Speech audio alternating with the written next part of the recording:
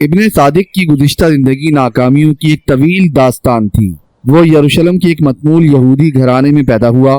ذہین ہونے کے باعث اس نے 16 برس کی عمر میں ہی عربی، فارسی، یونانی اور لاطینی میں غیر معمولی استعداد پیدا کر لی۔ 18 سال کی عمر میں اسے ایک عیسائی لڑکی مریم سے محبت ہو گئی اور وہ اس کے والدین کو شادی پر رضامند کرنے کے لیے عیسائی ہو گیا، لیکن مریم کچھ عرصہ ابن صادق کی دلجوئی کرنے کے بعد اس کے چچا زاد بھائی الیاس پر فریفتہ ہو کر اس سے نفرت کرنے لگی۔ ابن صادق نے بہت کوششوں کے بعد مریم کے والدین کو شادی پر رضامند کیا، لیکن وہ ایک موقع پا کر اپنے نئے عاشق کے ساتھ فرار ہو گئی اور دمشق پہنچ کر اس سے شادی کر لی۔ مریم کی محبت اور اخلاق سے متاثر ہو کر الیاس ایک بلند پایا معمار تھا۔ اس نے دمشق میں معقول آمدنی کی صورت پیدا کر لی اور وہیں مکان بنا کر زندگی کے دن گزارنے لگا۔ 1 سال بعد الیاس کے گھر ایک لڑکی پیدا ہوئی، اس کا نام زلیخا رکھا گیا۔ ابن صادق کو سخت جستجو کے بعد ان کا پتہ چلا۔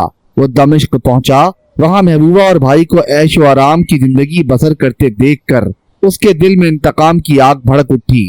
چند دن وہ دمشق کی گلی کوچوں کی خاک چھانتا رہا، بالآخر اسلام قبول کر کے دربار خلافت میں حاضر ہوا۔ مریم پر اپنے حقوق جتا کر درخواست کی کہ وہ الیاس سے چھین کر اسے دلائی جائے۔ وہاں سے حکم ملا کہ یہودی اور عیسائی ہماری امان میں ہیں، کیونکہ مریم نے اپنی مرضی سے شادی کی ہے، اس لیے اسے مجبور نہیں کیا جا سکتا۔ اب یہ قسمت کا مارا، نہ یہودی تھا، نہ عیسائی، نہ مسلمان۔ چاروں طرف کی مایوسی دل میں انتقام کی آگ کو ٹھنڈا نہ کر سکی۔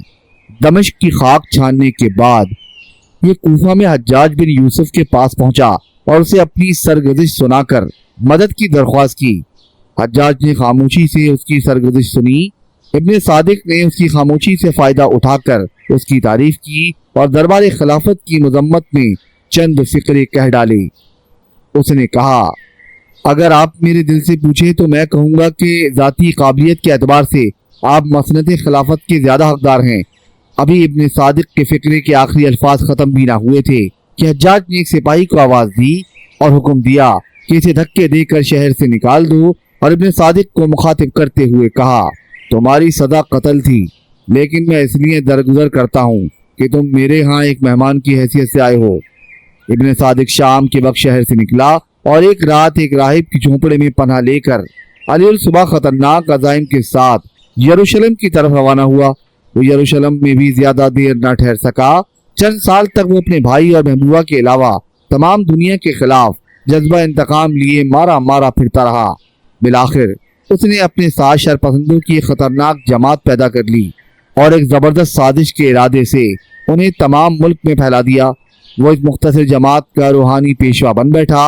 ایک دن اسے اپنے چچاداد بھائی سے انتقام لینے کا موقع ملا اور وہ اس کی اکلوتی بیٹی زلیخا کو اغوا کر لایا۔ زلیخا کی عمر اس وقت 8 سال تھی۔ ابن صادق اسے لے کر ایران کی طرف بھاگا اور مدائن میں اپنی جماعت کے اسحاق نامی ایک شخص کے سپرد کر کے پھر سے اپنی تقریبی مقاصد کی تکمیل میں مصروف ہو گیا۔ 2 ماہ بعد اس کی جماعت کے خفیہ کارکنوں نے الیاس اور مریم کو قتل کر ڈالا۔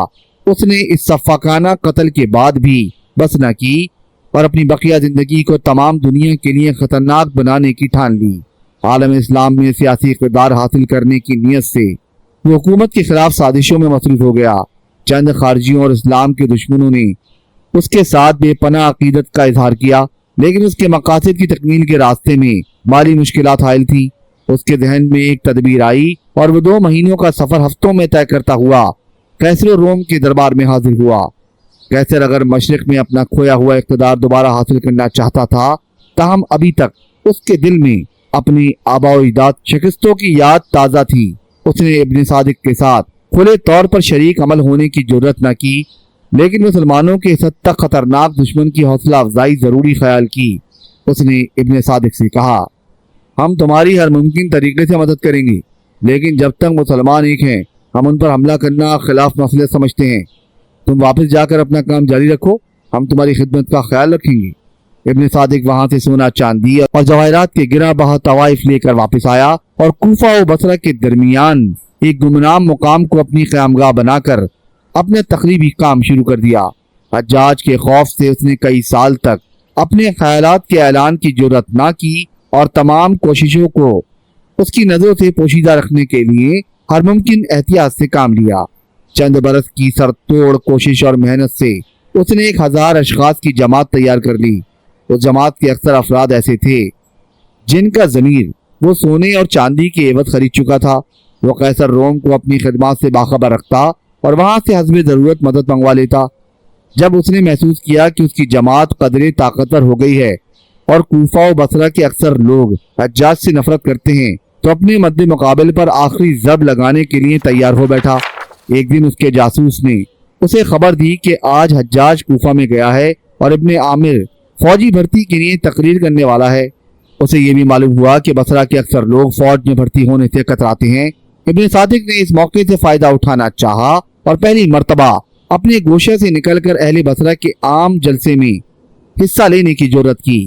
اسے یقین تھا کہ وہ بصرہ کے غیر مطمئن لوگوں کو اپنی جادو بیانی سے مشتعل کرنے میں کامیاب ہوگا، لیکن اس کا یہ وہم غلط ثابت ہوا۔ نعیم نے اچانک نمودار ہو کر اس کا بنا بنایا کھیل بگاڑ دیا۔ ابن صادق بصرہ سے دم دبا کر بھاگا اور رملہ جا کر خلیفہ کے بھائی سلیمان کے پاس پناہ گزین ہوا۔ 1000 کی جماعت میں سے صرف چند آدمیوں نے اس کا ساتھ دیا، کیونکہ حجاج بن یوسف سلیمان کو ولی عہدی سے معزول کرنے میں خلیفہ کا ہم خیال تھا۔ اس لیے سلیمان حجاج اور اس کے ساتھیوں کو اپنا دوست خیال کرتا تھا۔ حجاج بن یوسف نے ابن صادق کی فتنہ پردازی سے واقف ہوتے ہی اس کے تعاقب میں سپاہی روانہ کیے۔ جب اسے معلوم ہوا کہ سلیمان رملہ میں اسے پناہ دے چکا ہے تو خلیفہ کو تمام حالات سے آگاہ کیا۔ دربار خلافت سے سلیمان کے نام یہ حکم صادر ہوا کہ ابن صادق اور اس کے ساتھیوں کو پابا زنجیر حجاج بن یوسف کے پاس روانہ کیا جائے۔ سلیمان ابن صادق کی طرف دوستی کا ہاتھ بڑھا چکا تھا اور اس کی جان بچانا چاہتا تھا۔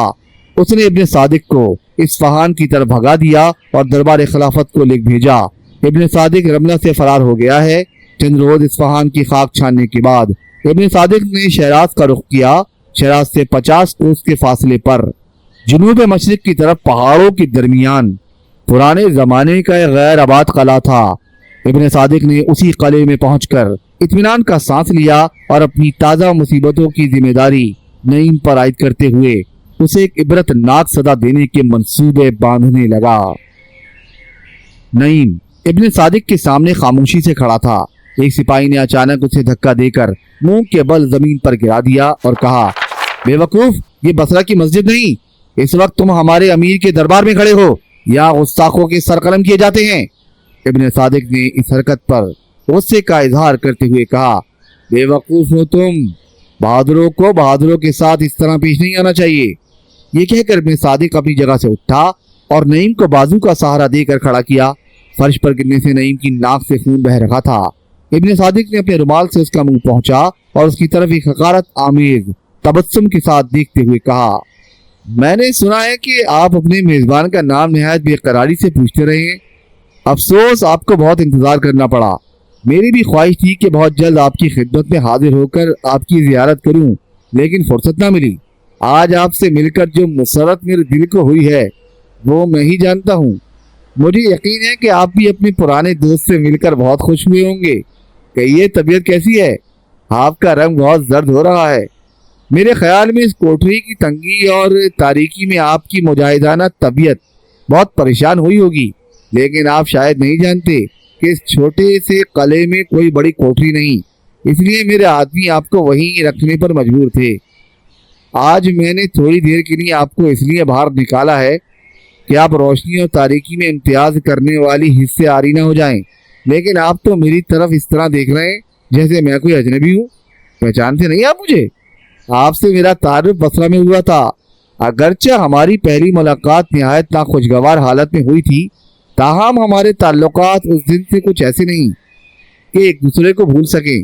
مجھے بڑی مشکل سے آپ کی اس تقریر کی داد دینے کا موقع ملا ہے، اور مجھے آپ جیسے غیور مجاہد کو عبداللہ ابن ابی کے جانشین کے سامنے اس طرح کھڑے دیکھ کر بہت رحم آتا ہے۔ بتائیے آپ کے ساتھ کیا سلوک کیا جائے؟ ابن صادق کا ہر لفظ نعیم کے دل پر تیر و نشتر کا کام کر رہا تھا۔ اس نے ہونٹ کاٹتے ہوئے کہا، مجھے اسیر ہونے کا غم نہیں، لیکن اس بات کا افسوس ہے کہ میں تم جیسے بزدل اور کمینے شخص کی قید میں ہوں۔ اب جو تمہارا جی میں آئے کرو، لیکن یہ یاد رکھو کہ میری زندگی اور موت دونوں تمہارے لیے خطرناک ہیں۔ اس وقت میرے ہاتھ زنجیروں میں جکڑے ہوئے ہیں، مگر اسیری مجاہد کو بزدل نہیں بنا سکتی۔ ابن صادق نے نعیم کے سخت الفاظ سے بے پرواہی کا اظہار کرتے ہوئے کہا، تم بہادر ہونے کے ساتھ بے وقوف بھی ہو۔ تم نہیں جانتے کہ تمہارا سر اس وقت ایک اژدہا کے منہ میں ہے۔ تمہیں نگل جانا یا چھوڑ دینا اس کی مرضی پر منحصر ہے۔ میری قید سے آزاد ہونے کا خیال بھی دل سے نکال دو۔ اس قلعہ میں 2 سپاہی ہر وقت ننگی تلواروں کے ساتھ تمہاری نگرانی کے لیے موجود ہوتے ہیں۔ یہ کہہ کر ابن صادق نے تالی بجائی اور قلعے کی مختلف گوشوں سے کئی سپاہی ننگی تلواریں لیے نمودار ہوئے۔ نعیم کو ان میں ہر ایک کا چہرہ ابن صادق کی طرح صفاق نظر آتا تھا۔ نعیم نے کہا، تم جانتے ہو کہ میں بزدل نہیں ہوں، تم سے رحم کی درخواست نہیں کروں گا۔ تمہارا مقصد اگر میری جان لینا ہے تو میں تیار ہوں۔ ابن صادق نے کہا، تم یہ سمجھتے ہو کہ دنیا کی سب سے بڑی سزا موت ہے، لیکن میں تم پر یہ ثابت کرنا چاہتا ہوں کہ دنیا میں بہت سی سزائیں موت سے زیادہ بھیانک ہیں۔ میں تمہیں وہ سزا دے سکتا ہوں جس کو برداشت کرنے کی تم میں ہمت نہ ہو۔ میں تمہاری زندگی کو اس درجہ تلخ بنا سکتا ہوں کہ تمہیں ہر لمحہ موت سے زیادہ تاریک دکھائی دے، لیکن میں تمہارا دشمن نہیں۔ میں یہ چاہتا ہوں کہ تم زندہ رہو۔ میں تمہیں ایک ایسی زندگی کا راستہ بنانا چاہتا ہوں جو تمہاری عاقبت کے تصور سے بھی زیادہ حسین ہے۔ تم جنگوں کے مصائب اس لیے برداشت کرتے ہو کہ تم زندگی کے عیش و آرام سے واقف نہیں ہو۔ تم بے لوث اس لیے ہو کہ خود نمائی کی لذت سے ناآشنا ہو۔ یہ چند سالہ زندگی خدا نے تمہیں اس دنیا کی نعمتوں سے فائدہ اٹھانے کے لیے دی ہے۔ تم اس کی قدر و قیمت نہیں جانتے۔ تم بہادر ہو، لیکن تمہاری بہادری تمہیں اس کے سوا اور کیا سکھاتی ہے؟ تم ایسے مقاصد کے لیے اپنی جان گواؤ جن کا تمہاری ذات سے کوئی تعلق نہیں۔ تم یہ خیال کرتے ہو کہ تم راہ خدا میں قربان ہو رہے ہو، لیکن خدا کو تمہاری قربانیوں کی ضرورت نہیں۔ تمہاری قربانی سے اگر کوئی فائدہ پہنچتا ہے تو خلیفہ اور حجاج کو، جو گھر بیٹھے فتوحات کی شہرت حاصل کر رہے ہیں۔ تم اپنے آپ کو فریب دے رہے ہو۔ تمہاری جوانی اور تمہاری شکل و صورت سے ظاہر ہوتا ہے کہ تم خاک و خون میں لوٹنے کے لیے نہیں بنائے گئے۔ تم ایک شہزادہ معلوم ہوتے ہو۔ تمہارے لیے خونخوار بھیڑیے کی زندگی بسر کرنا زیبا نہیں۔ تمہیں ایک شہزادے کی سی زندگی بسر کرنی چاہیے۔ تم ایک حسین شہزادی کی آنکھوں کا نور اور دل کا قرار بن سکتے ہو۔ تم اپنی زندگی کو ایک رنگین خواب بنا سکتے ہو۔ تم اگر چاہو تو ناہموار زمین، پتھروں اور چٹانوں پر سونے کی بجائے اپنے لیے پھولوں کی سیج مہیا کر سکتے ہو۔ دنیا کا بہت سا عیش و آرام دولت سے خریدا جا سکتا ہے۔ تم اگر چاہو تو دنیا بھر کے خزانے اکٹھے کر سکتے ہو۔ دنیا کی حسین سے حسین لڑکیوں کو اپنی خوابگاہ کی زینت بنا سکتے ہو، لیکن تم ابھی انجان ہو۔ تم نے کسی کے گیسوؤں کی مہک سے سرشار ہو کر جینا نہیں سیکھا۔ تم اپنے بے غرضی پر اس لیے خوش ہو کہ تم نے دنیا کی جاؤ حشمت نہیں دیکھی۔ نوجوان، میں تمہارے لیے بہت کچھ کر سکتا ہوں۔ کاش تم میرے شریک کار بن جاؤ۔ ہم بنو امیہ کی حکومت ختم کر کے ایک نیا نظام قائم کریں گے۔ مجھے یقین ہے کہ ہمیں خلیفہ اور حجاج کا مغرور سر کچل دینے میں کامیابی ہوگی۔ شاید تم یہ خیال کرتے ہو کہ میں وہی ابن صادق ہوں جس کے ساتھ تمہیں بصرہ کے عام اجلاس میں واسطہ پڑا تھا، لیکن میں تمہیں یقین دلاتا ہوں کہ میں اتنا حقیر نہیں ہوں جتنا کہ تم مجھے خیال کرتے ہو۔ تمہارے لیے یہ جان لینا کافی ہے کہ میری پشت پر کیسر روم جیسے آدمی موجود ہیں۔ عرب و عجم میں ایک زبردست انقلاب پیدا کرنے کے لیے وقت کا انتظار کر رہا ہوں۔ میں مدت سے تمہارے جیسے جادو بیانہ نوجوان کی تلاش میں تھا۔ تمہارے سامنے وہ میدان عمل پیش کرنا چاہتا ہوں جس میں تم اپنے خدا داد جوہر کا پورا استعمال کر سکو گے۔ تمہارے جیسے نوجوان کو ایک معمولی سپاہی کے عہدے پر قناعت کرنے کے بجائے خلافت کا دعوے دار بننا چاہیے۔ نعیم کو خاموش دیکھ کر ابن صادق نے خیال کیا کہ وہ اس کے دام فریب میں آ چکا ہے۔ اس نے لہجے کو ذرا نرم کرتے ہوئے کہا، اگر تم میرے ساتھ وفاداری کا عہد کرو تو میں ابھی تمہاری زنجیریں کھلوا دیتا ہوں۔ بتاؤ تمہارا کیا ارادہ ہے؟ تمہارے لیے زندگی بسر کرنے کے لیے 2 ہی راستے ہیں۔ کہو، تم زندگی کی نعمتوں سے مالا مال ہونا چاہتے ہو یا ایسی تاریک کوٹری میں زندگی کے باقی دن گزارنا پسند کرتے ہو؟ نعیم نے گردنوں پر اٹھائی۔ اس کی آنکھیں غیر معمولی کرب کا اظہار کر رہی تھی۔ اس نے جوش میں آ کر جواب دیا، تمہاری باتیں میرے لیے ایک زخمی کتے کی چیخ و پکار سے زیادہ معنی نہیں رکھتی۔ تم نہیں جانتے کہ میں اس آقا کا غلام ہوں جس نے زمین کے ذروں سے آسمان کے ستاروں تک کا مالک ہونے کے باوجود अपने पेट पर 3-3 दिन पत्थर बांधे थे। तुम मुझे दौलत का लालच देना चाहते हो? मैं दुनिया के तमाम खजानों को अपनी खाक पा से ज्यादा हकीर समझता हूँ। तुम कहते हो जिंदगी ऐशो आराम का नाम है, लेकिन वो ऐशो आराम जो तलवारों के साए में आजादी का सांस लेने वालों को नसीब होता है, तुम जैसे रजील इंसानों के तखय्युल से भी बुलंद है। तुम मुझे खुदा के रास्ते से हटाकर अपने जलील मकासद की तकमील का आलाकार बनाना चाहते हो, लेकिन अपने जाती मकासद के खून की नदियां बहाने से एतराज नहीं करते। तुम्हें जिस कैसर की ताकत पर नाज है, उसके आबा अजदाद कई मार्कों में हमारी तलवारों के जौहर आजमा चुके हैं। बेशक मैं इस वक्त तुम्हारे कब्जे में हूँ, लेकिन कैद या मौत का खौफ मुझे बेहिस या जमीर नहीं बना सकता। तुम मुझसे किसी ऐसे काम की तवक्का न रखो जो एक मुजाहिद के शायाने शान ना हो। इब्न सादिक ने खिसियाना होकर जवाब दिया, तुम चंद रोज में ऐसे काम पर आमादा हो जाओगे जिसे देखकर शैतान भी शर्मा जाए। ये कहकर उसने अपने हाशिया नशियों की तरफ देखा और एक शख्स को इसाक के नाम से आवाज दी। इस आवाज पर वही कवि है कल जवान ने नईम को फरेब देकर गिरफ्तार किया था, आगे बढ़ा। नईम को पहली बार मालूम हुआ कि उसका नाम इसहाक है। इब्न सादिक ने कहा, इसाक, इसका दिमाग दुरुस्त करो। इब्न सादिक के हुक्म पर नईम को बरामदे के एक सुतून से बांध दिया गया। उसने आगे बढ़कर नईम की कमीज फाड़ डाली और उसका सीना बाजू उरियां करते हुए इसहाक की तरफ इशारा किया। इसहाक एक खूंखार भेड़िए की तरह आगे बढ़ा और नईम पर कोड़े बरसाने लगा। नईम ने उफ तक न की और पत्थर की एक मजबूत चट्टान की तरह कोड़े खाता रहा। सामने के एक कमरे से एक लड़की नमूदार हुई और सहम सहम कर कदम उठाती हुई इब्न सादिक के करीब आ खड़ी हुई। वो कभी बेकरार सी होकर नईम की तरफ देखती और कभी सरापा एहतजाज बनकर इब्न सादिक की तरफ देखती। उसका नाजुक दिल इस सफ़ाकाना खेल को देर तक बर्दाश्त ना कर सका। उसने आंखों में आंसू भरते हुए इब्न सादिक की तरफ देखा और कहा, चचा वो बेहोश हो रहा है, होने दो। वो अपने आप को अल्लाह की तलवार समझता है, मैं इसकी तेजी का खात्मा करके छोड़ूंगा। चचा, इब्न सादिक ने बरहम होकर कहा, तुम खामोश रहो जुलेखा, यहाँ क्या करती हो, जाओ। जुलेखा सर झुकाए वापस हुई। उसने 2 मरतबा नईम की तरफ मुड़कर देखा, अपनी मजबूरी और बेबसी का इजहार किया और एक कमरे में रूपोश हो गई। जब नईम ने मार की शिद्दत से बेहोश होकर गर्दन ढीली छोड़ दी तो उसे फिर कैदखाने में फेंक दिया गया। नईम को कई बार कोठरी से बाहर निकलकर कोड़े लगाए गए। जब ये सजा कारगर न हुई तो इब्न सादिक ने हुक्म दिया कि उसे चंद दिन भूखा रखा जाए। मुख्तलिफ जिस्मानी अदियतें उठाने के बाद नईम में गैर मामूली कुव्वत बर्दाश्त पैदा कर चुका था। वो भूख और प्यास की हालत में रात को सोने की कोशिश कर रहा था कि किसी ने कोठरी के सुराख से आवाज दी और चंद सेब और अंगूर अंदर फेंक दिए। नईम हैरान होकर उठा और सुराख से बाहर झांक कर देखा।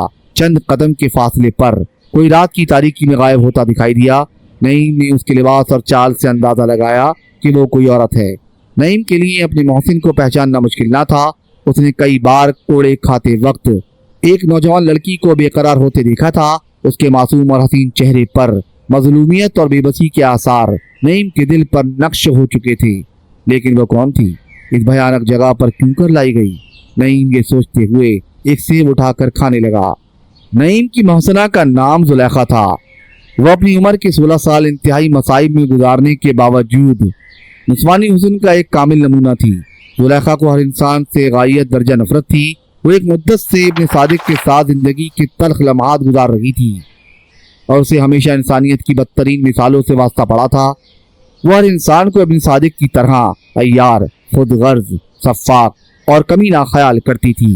जब नईम इस कला में पाबा जंजीर लाया गया तो उसने यही ख्याल किया कि एक खुदगर्ज इंसान दूसरे खुदगर्ज इंसान के कब्जे में है।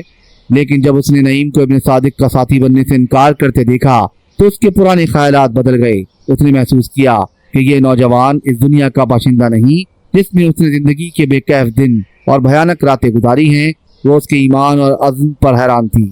शुरू में उसे मजलूम समझकर काबिल रहम ख्याल करती थी, लेकिन चंद दिनों में वो उसे काबिल सताइश नजर आने लगा। जुलेखा अपने वालिदैन के दर्दनाक अंजाम से वाकिफ न थी और उनसे मिलने की दुआएं करने के बाद वो मायूस हो चुकी थी। उसके लिए दुनिया एक बेहकीकत ख्वाब और आक़िबत महज एक वहम था। इब्न सादिक के तशद्दुद के खिलाफ बगावत का तूफान उसके जख्म खोरदा दिल में बार बार उठने के बाद करीबन हो चुका था। वो मंजिल से भटके हुए और साहिल से मायूस मल्लाह की तरह मुद्दत तक मौजों के थपेड़े खाने के बाद तैरने या डूबने से बेपरवाह हो चुकी थी और अपनी नाव पर आंखें बंद किए बेखौफ खतर मसाइब के तूफान में बही जा रही थी। उसे कभी कभी आंखें खोलने اور چپو ہلانے کا خیال آتا، لیکن پھر مایوسی اپنا رنگ جما لیتی۔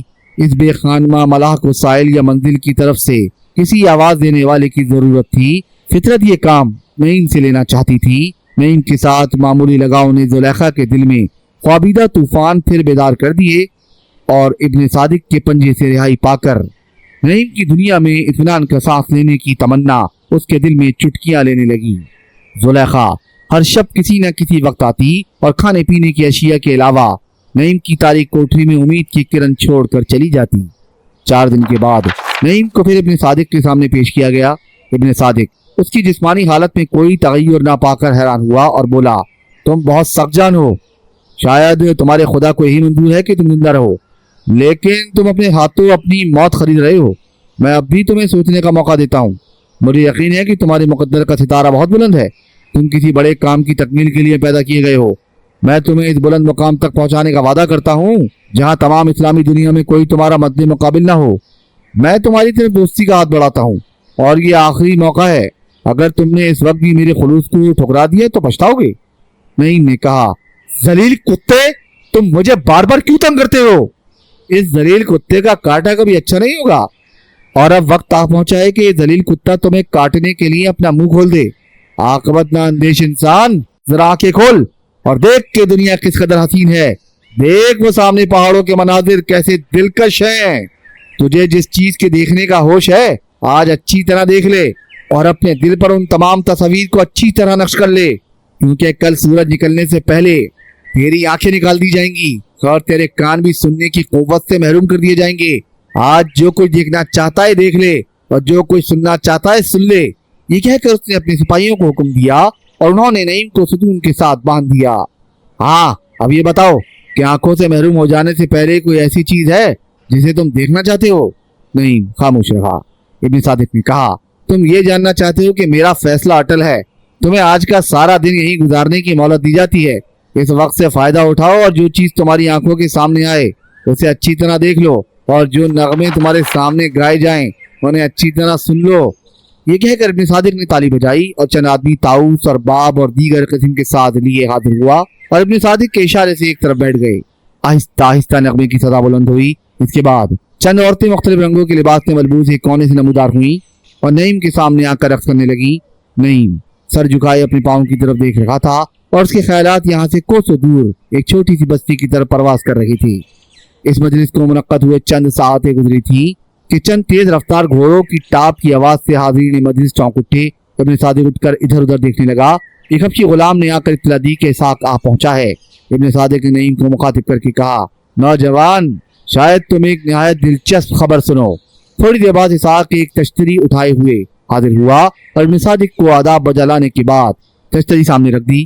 تشتری میں گول مول شے رومال میں لپیٹ کر رکھی ہوئی تھی۔ ابن صادق نے تشتری پر سے رومال اتارا۔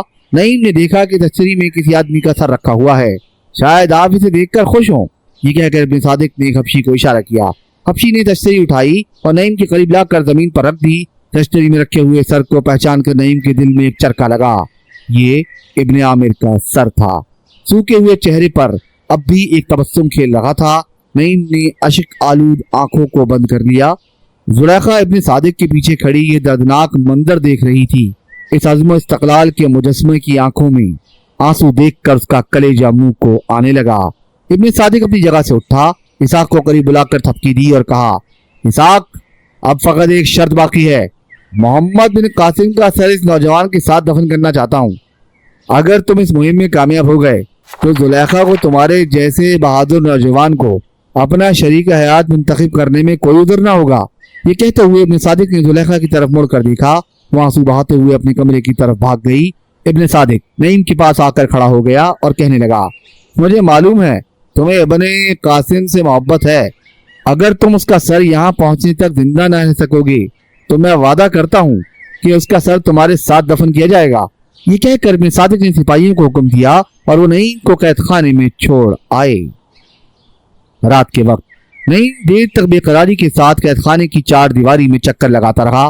اس کا دل ایک طویل مدت تک روحانی اور جسمانی تکلیفیں اٹھانے کے بعد کسی قدر بے حس ہو چکا تھا، لیکن اس پر آنکھوں اور کانوں سے محروم ہو جانے کا تصور کوئی معمولی بات نہ تھی۔ हर लम्हा उसकी बेकरारी में इजाफा हो रहा था।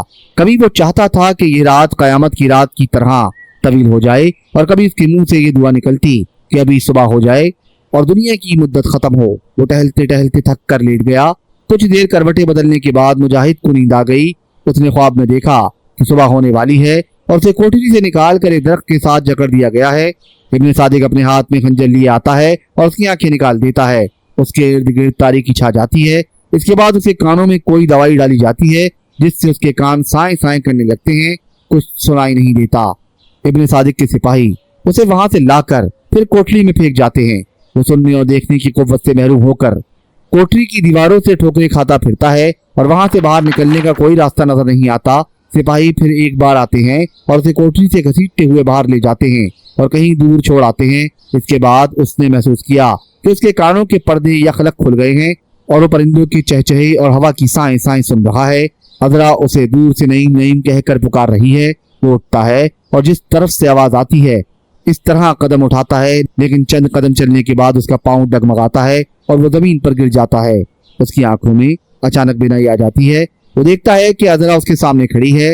वो फिर एक बार उठता है और हाथ फैलाकर अजरा अजरा कहता हुआ उसकी तरफ बढ़ता है, लेकिन उसके करीब पहुंचकर गौर से देखने के बाद वो ठिठक कर रह जाता है। अजरा के बजाय उस कोठरी में उससे मिलती जुलती हुस्न जमाल की एक तस्वीर खड़ी थी।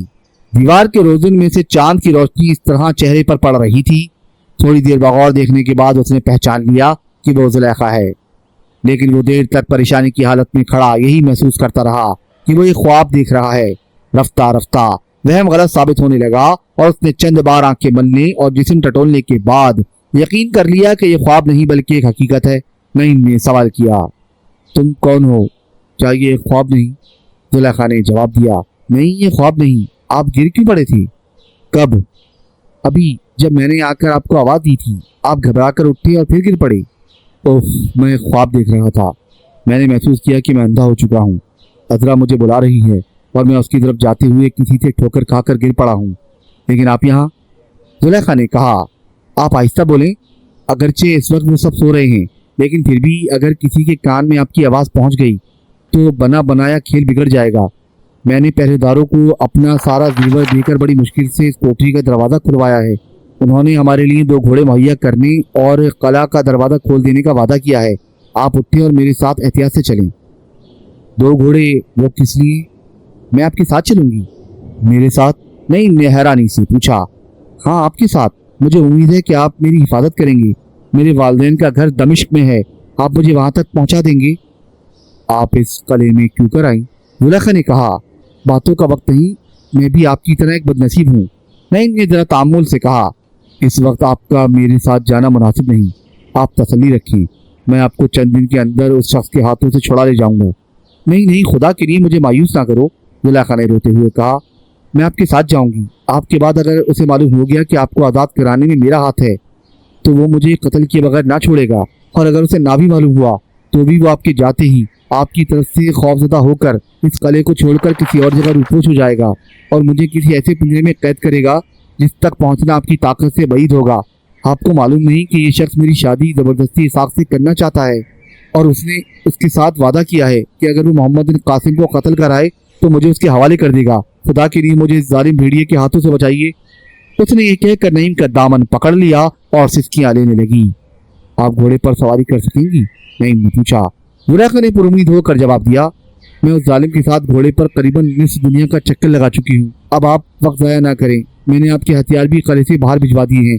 अब जल्दी कीजिए। नईम जुलेखा का हाथ अपने हाथ में लिए कोठरी के दरवाजे की तरफ बढ़ा तो उसे बाहर किसी के पाँव की आहट सुनाई दी। उसने रुक कर कहा, वो इस तरफ आ रहा है। जुलेखा ने कहा, इस कोठरी के दोनों पहरेदार हैं। मैंने कले के दरवाजे पर भेज दिए हैं। ये कोई और है। अब क्या होगा? नईम ने उसके मुंह पर हाथ रखकर एक दीवार की तरफ धकेल दिया और खुद दरवाजे से बाहर झांकने लगा। पाँव की आहट के साथ उसके दिल की धड़कनें भी तेज हो रही थी। एक पहरेदार दीवार के साथ साथ चलता हुआ दरवाजे के करीब पहुंचा तो एक सानिये के लिए महबूब सा होकर रह गया। उसके साथ ही नईम ने एक जस लगाई और पहरेदार की गर्दन उसके हाथों की आनी गिरफ्त में थी। नईम ने उसे चंद झटके देने के बाद बेहोशी की हालत में कोठरी के अंदर धकेल दिया और जुलेखा को हाथ से पकड़कर बाहर निकालने के बाद दरवाजा बंद कर दिया। कले का दरवाजे पर एक सिपाही और नजर आया। उसने जुलेखा को देखकर दरवाजा खोल दिया। दूसरा सिपाही कले के बाहर 2 घोड़े और नईम के हथियार लिए खड़ा था नईम ने हथियार बांधे और जुलेखा को एक घोड़े पर सवार करके खुद दूसरे घोड़े पर सवार हो गया। लेकिन चंद कदम चलने के बाद उसने घोड़े की बाग मोड़ ली और पहरेदार से, जो अभी तक वहीं खड़ा था, सवाल किया, तुम्हें इस बात का यकीन है कि हमारी वजह से तुम्हारी जान खतरे में नहीं पड़ेगी? पहरेदार ने जवाब दिया, आप हमारी फिक्र ना करें, वो देखिए। उसने एक दरख्त की तरफ इशारा करते हुए कहा, हम भी फूटने से पहले यहाँ से कोसों दूर होंगे, इस भेड़िए से बहुत तंग आ चुके हैं। नईम ने देखा कि एक दरख्त के साथ दो और घोड़े बंधे हुए हैं। नईम पहाड़ियों की उन दुश्वार गुजार रास्तों से वाकिफ नहीं था, लेकिन सितारों से समत का अंदाजा लगाता हुआ जुलेखा के साथ चला जा रहा था। चंद कोस घने दरख्तों से गुजरने के बाद एक वसी मैदान नजर आया। उसने कोई महीनों के बाद खुली हवा में आसमान के जगमगाते हुए सितारों को देखा था। इस सन्नाटे में कभी कभी कीड़ों की आवाज आती थी। चांद की दिलफरेब रोशनी दरख्तों के पत्तों में छुप छुप कर चमकने वाले जुगनू, हल्की हल्की ठंडी और महकती हुई हवा, गर्ज, इस रात की हर चीज नईम को मामूल से ज्यादा खुशनुमा नजर आई थी। कुछ देर बाद सुबह की रोशनी रात की रिदाए स्याह को चाक करने लगी और तारीकी में रोशनी की आमेजिश ने नईम की आंखों के सामने एक तरफ पहाड़ और दूसरी तरफ मैदानों का एक धुंधला सा मंजर पेश किया। उसने जुलेखा की तरफ देखा। उसकी शक्ल सूरत उस धुंधले से मंदिर की जाज़बियत में इजाफा कर रही थी। वो नईम को कुदरत के मनाजिर का एक जुज़ू मालूम होती थी। जुलेखा ने भी अपने साथी की तरफ देखा और हया से गर्दन झुका ली। नईम ने उससे पूछा कि वो अपने सादिक के पंजे में क्यों आई। इसके जवाब में जुलेखा ने शुरू से आखिर तक अपनी अलमनाक दास्तान कह सुनाई। अपनी कहानी खत्म करने से पहले वो कई बार बेख्तियार रो पड़ी। नईम ने उसे बार बार तसल्ली देकर उसके आंसू खुश्क किए। जब रोशनी और ज्यादा हुई तो उन्होंने घोड़ों की रफ्तार तेज कर दी। नईम ने यह देखकर जुलेखा की सवारी में अच्छी खासी दस्तरस रखती है, अपने घोड़े को सर पर छोड़ दिया। कोई 2 कोस चलने के बाद नईम को यखलक एक ख्याल आया और उसने अपना घोड़ा रोक लिया। जुलेखा ने भी उसकी तकलीद में अपना घोड़ा खड़ा कर दिया। नईम ने जुलेखा से पूछा, आपको यकीन है कि इसाक मोहम्मद बिन कासिम को कत्ल करने के इरादे से रवाना हो चुका है? जुलेखा ने जवाब दिया, हाँ, वो आज शाम के वक्त रवाना हो गया था। तो वो ज्यादा दूर नहीं गया होगा। ये कहकर नईम ने घोड़े की बागी बाईं तरफ मोड़ी और एड़ लगा दी। जुलेखा ने भी कुछ पूछ बगैर अपना घोड़ा उसके पीछे छोड़ दिया। सूरज निकलने से कुछ देर बाद नईम एक चौकी पर पहुंचा। उस चौकी पर पहाड़ी हमलों के पेश नजर 30 सिपाही मुतय्यन थे। नईम घोड़े से उतरा और एक बूढ़ा सिपाही नईम कहता हुआ बढ़ा और उसे गले लगा लिया। सिपाही नईम की बस्ती के करीब ही एक बस्ती का रहने वाला था। उसने जोश मुसर्रत से नईम की पेशानी पर बोसा दिया और कहा, अल्हम्दुलिल्लाह, आप सलामत हैं। आप इतनी देर कहाँ रहे? हमने आपको दुनिया के हर कोने में तलाश किया। आपका भाई भी आपकी तलाश में सिंध गया था।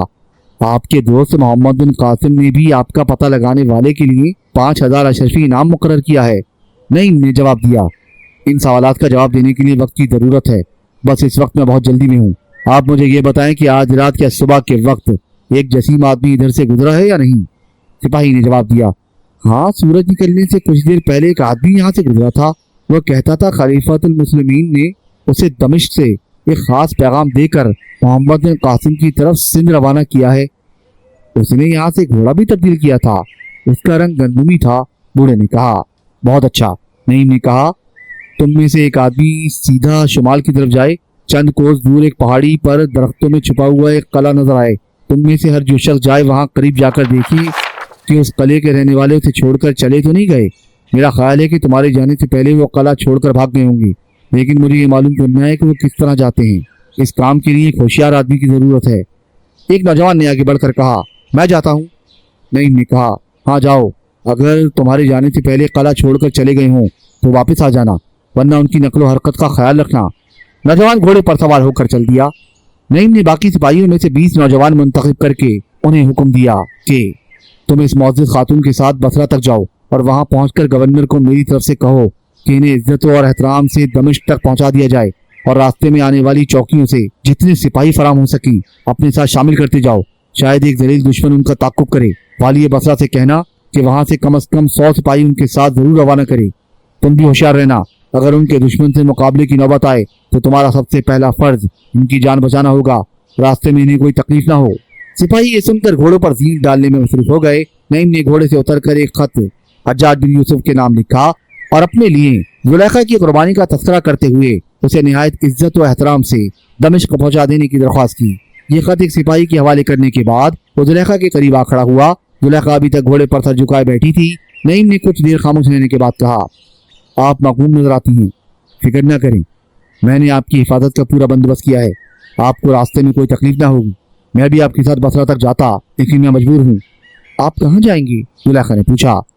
مجھے ایک دوست کی جان بچانا ہے۔ آپ اسحاق کے تعاقب میں جا رہی ہیں؟ ہاں، امید ہے میں اسے بہت جلد پکڑ لوں گا۔ زلیخا نے پرنم آنکھوں سے رومال کو چھپاتے ہوئے کہا۔ آپ احتیاط سے کام لیں، وہ بہادر بھی ہے اور مکار بھی۔ آپ فکر نہ کریں، آپ کے ساتھی تیار ہو گئے ہیں اور مجھے بھی دیر ہو رہی ہے۔ اچھا، خدا حافظ۔ نعیم چلنے کو تیار تھا۔ زلیخا نے اشک آلود آنکھوں سے اس کی طرف دیکھتے ہوئے مغموم آواز میں کہا، میں ایک بات آپ سے پوچھنا چاہتی ہوں۔ ہاں پوچھیے۔ زلیخا کوشش کے باوجود بھی کچھ نہ کہہ سکی۔ اس کی سیاہ آنکھوں سے چمکتے ہوئے آنسوؤں کے قطرے نکل کر گالوں پر بہتے ہوئے گر پڑے۔ پوچھیے، نعیم نے کہا۔ آپ مجھ سے کچھ پوچھنا چاہتی تھی۔ میں آپ کے آنسوؤں کی قدر و قیمت جانتا ہوں، لیکن آپ میری مجبوریوں سے واقف نہیں۔ میں جانتی ہوں، زلیخا نے گھٹی ہوئی آواز میں جواب دیا۔ ہاں، مجھے دیر ہو رہی ہے۔ آپ کیا پوچھنا چاہتی ہیں؟ زلیخا نے کہا۔ میں آپ سے پوچھنا چاہتی تھی کہ جب میں نے قید خانے میں آپ کو آواز دی تھی تو آپ عذرا عذرا کہتے ہوئے اٹھے تھے اور پھر گر پڑے تھے۔ ہاں مجھے یاد ہے، نعیم نے کہا۔ میں پوچھتی ہوں وہ خوش نصیب کون ہے؟ زلیخا نے جھجکتے ہوئے سوال کیا۔ آپ غلطی پر ہیں، شاید وہ اس قدر خوش نصیب نہ ہو۔ خدا کرے وہ زندہ ہو۔ وہ کہاں ہے؟ اگر وہ میرے راستے سے بہت دور نہ ہو تو میں چاہتی ہوں کہ میں اسے دیکھتی جاؤں۔ کیا آپ میری درخواست قبول کریں گے؟ آپ واقعی جانا چاہتی ہیں؟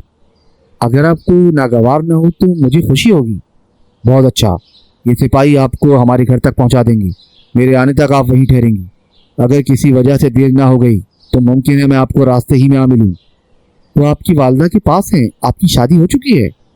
نہیں، لیکن اس کی پرورش ہمارے گھر میں ہوئی ہے۔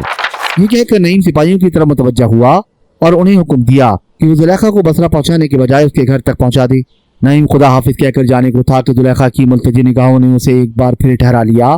زلیخا نے آنکھیں نیچی کرتے ہوئے اپنے دائیں ہاتھ سے ایک خنجر نعیم کی طرف بڑھاتے ہوئے کہا، آپ کے ہتھیاروں میں سے یہ خنجر میں نے نیک شگون سمجھ کر اپنے پاس رکھ لیا تھا۔ شاید آپ کو اس کی ضرورت ہو۔ اگر آپ اسے نیک شگون خیال کرتی ہیں تو میں خوشی سے آپ کو پیش کرتا ہوں۔ آپ اسے اپنے پاس ہمیشہ رکھیں۔ شکریہ، میں اسے ہمیشہ اپنے پاس رکھوں گی، شاید کبھی یہ میرے کام آئے۔ نعیم اس وقت تو اس فکرے پر توجہ دیے بغیر گھوڑے پر سوار ہو گیا، لیکن بعد میں یہ الفاظ اس کے کانوں میں گونجتے رہے۔ زلیخا کو اس مختصر سے قافلے کے ساتھ بھیج کر نعیم اسحاق کے تعاقب میں روانہ ہوا اور چوکی پر گھوڑا بدلتا ہوا اور اسحاق کا سراغ لگاتا ہوا نہایت تیزی سے جا رہا تھا۔ دوپہر کے وقت ایک سوار آگے جاتا دکھائی دیا۔ نعیم نے اپنے گھوڑے کی رفتار پہلے سے زیادہ تیز کر دی۔ آگے جانے والے سوار نے دور سے مڑ کر نعیم کی طرف دیکھا تو اس نے اپنے گھوڑے کی باگیں ڈھیلی چھوڑ دی، لیکن جب اس نے محسوس کیا کہ پیچھے آنے والے سوار کا گھوڑا نہایت تیزی سے آ رہا ہے تو اس نے کسی خیال سے اپنے گھوڑے کی رفتار کم کر دی۔ اس نے اپنے خود کو نیچے سرکا کر چہرہ ڈھانپ لیا۔ نعیم کو قریب آتا دیکھ کر اسحاق راستے چند قدم ہٹ کر ایک طرف کھڑا ہو گیا۔ نعیم نے بھی اس کے قریب پہنچ کر گھوڑا ٹھہرا لیا۔ دونوں سوار ایک لمحے کے لیے ایک دوسرے کے سامنے خاموش کھڑے رہے۔ بالآخر اسحاق نے سوال کیا، آپ کون ہیں اور کہاں جانے کا ارادہ ہے؟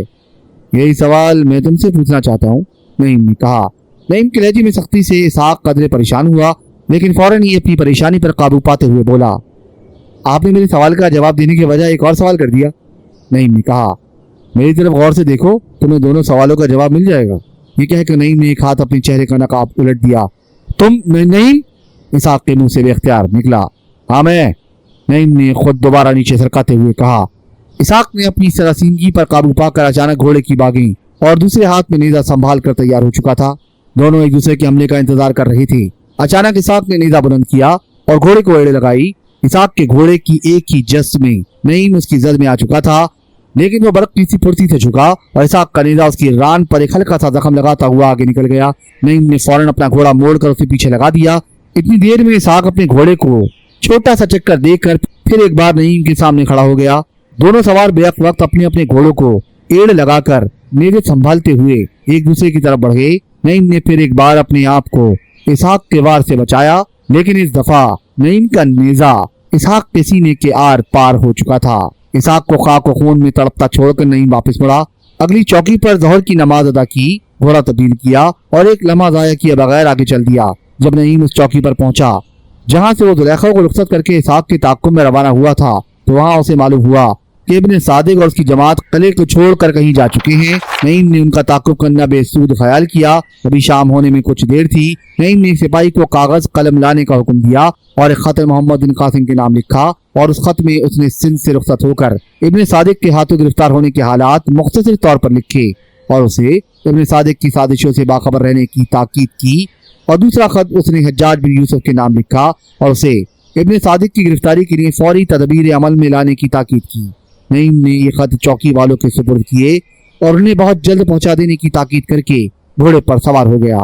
نعیم کو اس بات کا خدشہ تھا کہ ابن صادق شاید زلیخا کا تعاقب کرے۔ وہ ہر چوکی سے اس مختصر قافلے کے متعلق پوچھتا جاتا تھا۔ اسے معلوم ہوا کہ دوسری چوکیوں پر سپاہیوں کی قلت کی وجہ سے زلیخا کے ساتھ 10 سے زیادہ سپاہی نہیں جا سکے۔ نعیم زلیخا کی حفاظت کے خیال سے فوراً اس قافلے میں شامل ہو جانا چاہتا تھا اور گھوڑے کو تیز سے تیز رفتار چلا رہا تھا۔ رات ہو چکی تھی۔ 14ویں کا چاند اپنی پوری آب و تاب کے ساتھ کائنات پر سینے تاروں کا جال بچھا رہا تھا۔ نعیم پہاڑوں اور میدانوں سے گزر کر ایک صحرائی خطہ عبور کر رہا تھا۔ راستے میں ایک عجیب و غریب منظر دیکھ کر اس کے خون کا ہر قطرہ منجمد ہو گیا۔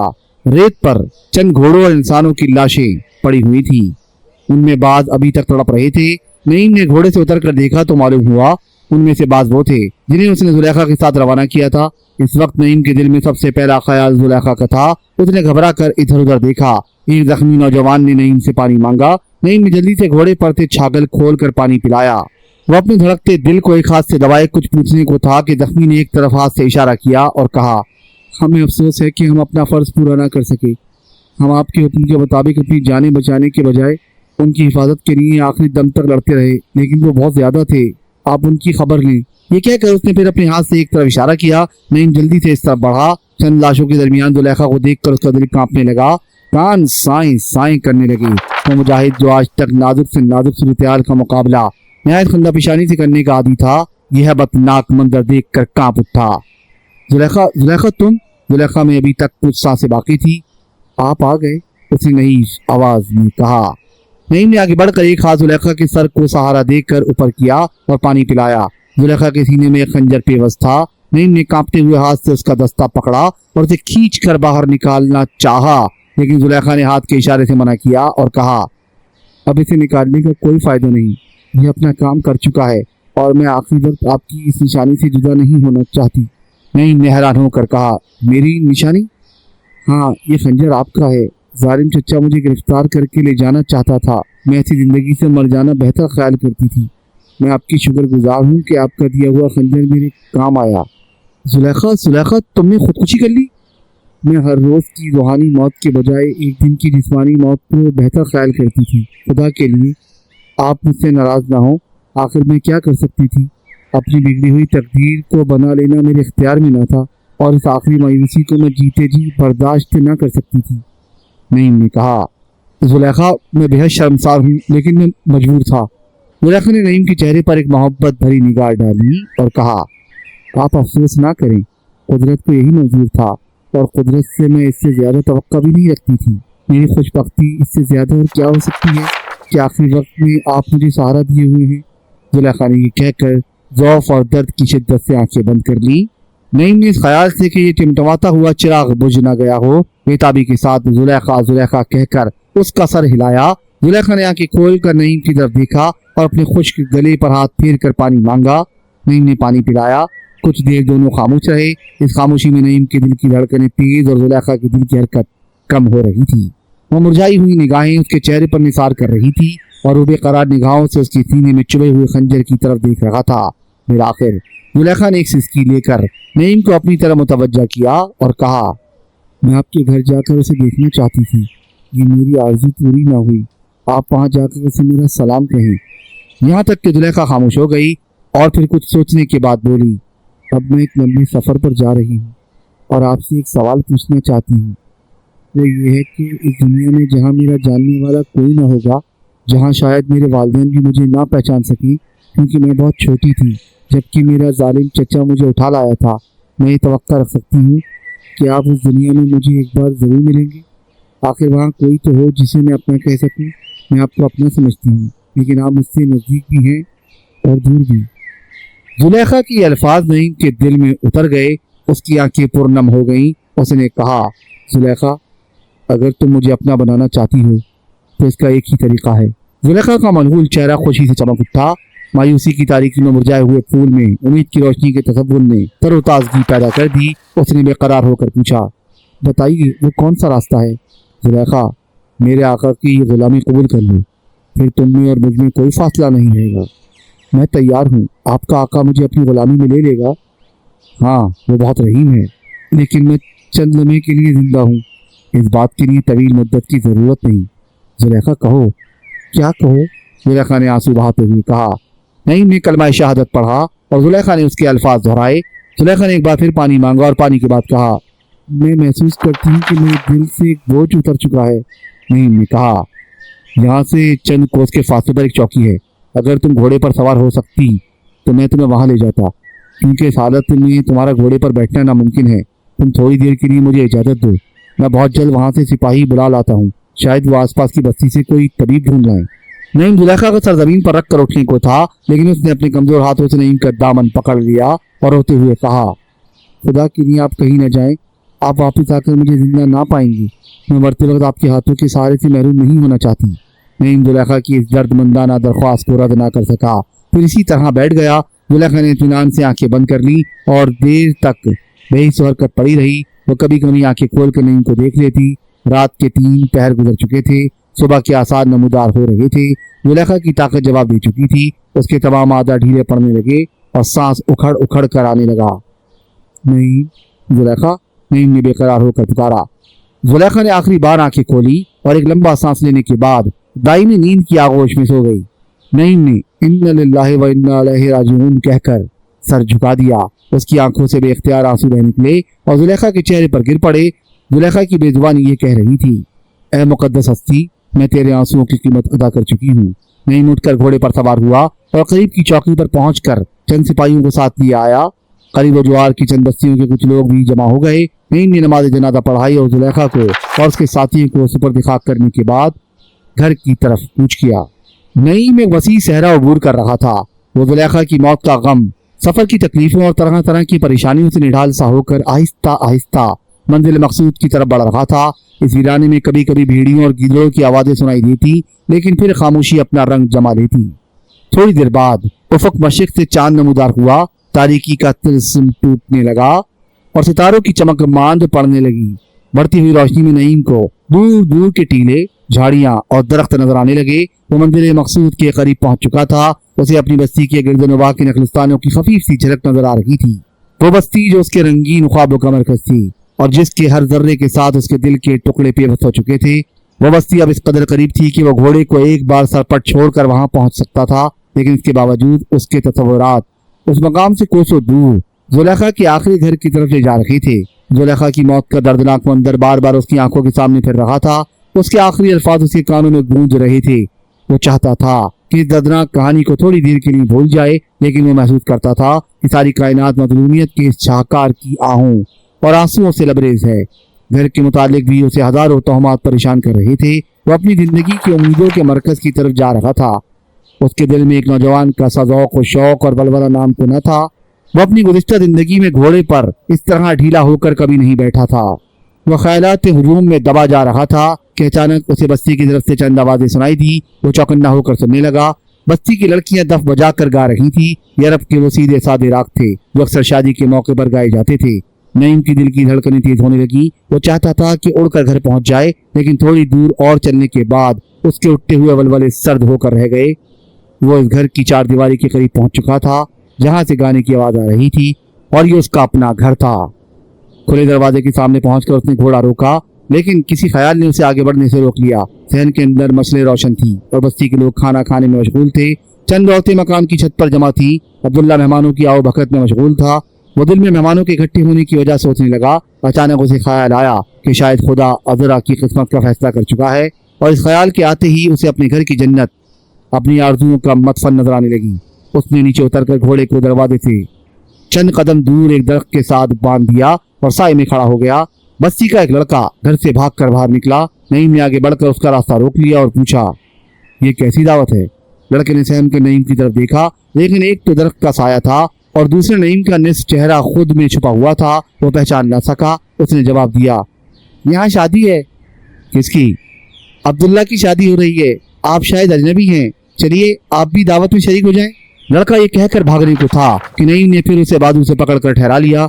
लड़के ने परेशान होकर पूछा, मुझे छोड़िए, मैं काजी को बुलाने जा रहा हूँ। अगरचे नईम का दिल इस सवाल का जवाब दे चुका था, लेकिन मोहब्बत ने नाकामी और मायूसी का आखिरी मंजर देखने के बावजूद उम्मीद का सहारा ना छोड़ा और उसने कांपती हुई आवाज में पूछा, अब्दुल्ला की शादी किसके साथ होने वाली है? अजरा के साथ, लड़के ने जवाब दिया। अब्दुल्ला की वालदा कैसी हैं? नईम ने अचानक खुश्क गले पर हाथ रखते हुए पूछा।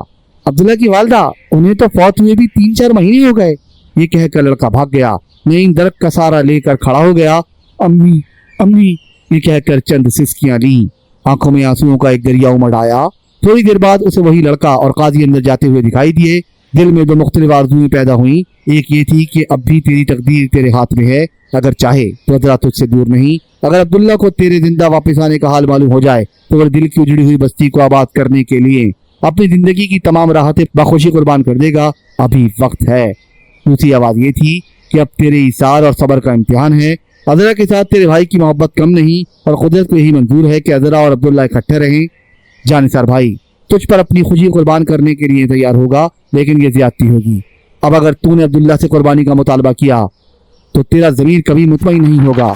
वो तुझे सिंध तक तलाश करता फिरा और अब तेरे जिंदा वापस आने से मायूस होकर अजरा से शादी कर रहा है।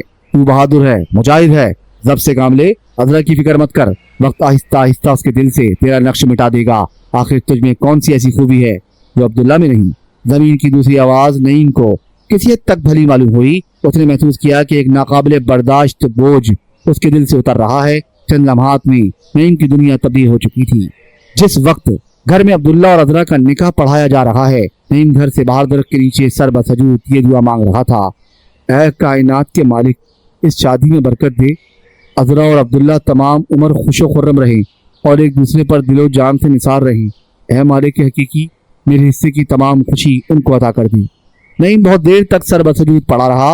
उठा तो मालूम हुआ कि घर के तमाम मेहमान जा चुके हैं। जी में आई कि भाई को मुबारकबाद दे, लेकिन और ख्याल आगे बढ़ने की जरूरत न हुई। उसने सोचा, बेशक भाई मुझे देखकर खुश होगा, लेकिन शायद उसे निदामत भी हो और अजरा पर तो ये भी जाहिर नहीं होना चाहिए कि मैं जिंदा हूँ। वो सब्र इकरार जो अजरा ने मेरी वापसी से मायूस होकर हासिल किया होगा जाता रहेगा। अगर उन्होंने ये समझकर शादी की है कि मैं मर चुका हूँ तो उनकी तमाम जिंदगी बेकैफ हो जाएगी। वो मुझे देख कर नादिम होंगे, अजरा के पुराने जख्म ताज़ा हो जाएंगे। इसलिए बेहतर यही है कि मैं उनसे दूर रहूं और अपनी सियाबख्ती में उन्हें हिस्सेदार ना बनाऊं। जमीन ने इन ख्यालात की तायद की। एक लम्हे के अंदर अंदर मुजाहिद के ख्याल ने अज़्म और अज़म ने यकीन की सूरत अख्तियार कर ली। नईम ने वापस मुड़ने से पहले चंद कदम घर की तरफ उठाए और फाटक के करीब होकर अपनी उम्मीदों के आखिरी मतफन की तरफ हसरत भरी निगाहें डाली। वो वापस होने को था कि सहन में किसी की पाँव की आहट ने उसकी तवज्जो अपनी तरफ मबजूल कर ली। अब्दुल्ला और अजरा एक कमरे से निकले और सहन में आ खड़े हुए। उसने चाहा कि मुंह फेर ले, लेकिन ये देखकर अब्दुल्ला अब शादी के लिबास के बजाय जर्रा बख्तर पहने हुए है और अजरा उसकी कमर में तलवार बांध रही है। वो कदरे हैरान हुआ और दरवाजे की आड़ में खड़ा हो गया। उसने फौरन ताड़ लिया कि अब्दुल्ला जिहाद पर रुखसत हो रहा है। नईम ज्यादा हैरान भी ना हुआ, उसे अपने भाई से ही तवक्का थी। अब्दुल्ला हथियार पहनकर अस्तबल की तरफ गया और वहां से घोड़ा साथ लिए फिर अजरा के पास आ खड़ा हुआ। अजरा, तुम गमगीन तो नहीं? अब्दुल्ला ने उसकी तरफ मुस्कुराते हुए देख कर पूछा। नहीं, अजरा ने सर हिलाते हुए जवाब दिया। मैं तो चाहती हूँ कि मैं भी इसी तरह जर्रा पहनकर मैदान में जाऊँ। अजरा, मैं जानता हूँ कि तुम बहादुर हो, लेकिन आज मैं तुम्हें सारा दिन देखता रहा हूँ। मुझे मालूम होता है कि तुम्हारे दिल पर अभी तक एक बोझ है जिसे तुम मुझसे छुपाना चाहती है, लेकिन मैं जानता हूँ नईम कोई भूल जाने वाली हस्ती नहीं। अजरा, हम सब अल्लाह की तरफ से आए हैं और उसी की तरफ लौट जाएंगे। अगर वो जिंदा होता तो ज़रूर वापस आता। ये ख्याल ना करना कि वो मुझे कम अजीज था। अगर आज भी मेरी जान तक की कुर्बानी उसे वापस ला सके तो मैं खुशी से जान पर खेल जाऊंगा। काश तुम सोचो कि तुम्हारी तरह मैं भी इस दुनिया में अकेला हूँ। वालदा और नईम के दागी मफारकत दे जाने के बाद मेरा भी इस दुनिया में कोई नहीं। हम अगर कोशिश करें तो एक दूसरे को खुश रख सकते हैं। अजरा ने जवाब दिया। मैं कोशिश करूंगी। मेरे मुतालिक ज़्यादा फिक्र न करना, क्योंकि अब स्पेन में मुझे किसी खतरनाक मुहिम पर नहीं जाना पड़ेगा। वो मुल्क करीबन फतह हो चुका है, चंद इलाके बाकी हैं और उनमें मुकाबले की ताकत नहीं है। मैं अब बहुत जल्द आऊँगा और तुम्हें भी साथ ले जाऊँगा। मुझे ज़्यादा से ज़्यादा 6 माह लगेंगे। अब्दुल्ला खुदा हाफिज कहकर घोड़े पर सवार हुआ। नईम उसे बाहर निकलते देख कर दरवाजे से चंद कदम के फासले पर एक खजूर की आड़ में खड़ा हो गया। दरवाजे से बाहर निकलकर अब्दुल्ला ने एक बार अजरा को मुड़कर देखा और फिर घोड़े को एड़ लगा दी। صبح کے آثار نمودار ہو رہے تھے۔ عبداللہ گھوڑا بھگائے جا رہا تھا۔ اس نے اپنے پیچھے ایک اور گھوڑے کی ٹاپوں کی آواز سنی۔ مڑ کر دیکھا تو ایک سوار اس سے زیادہ تیزی کے ساتھ آ رہا ہے۔ عبداللہ گھوڑا روک کر اپنے پیچھے آنے والے سوار کو غور سے دیکھنے لگا۔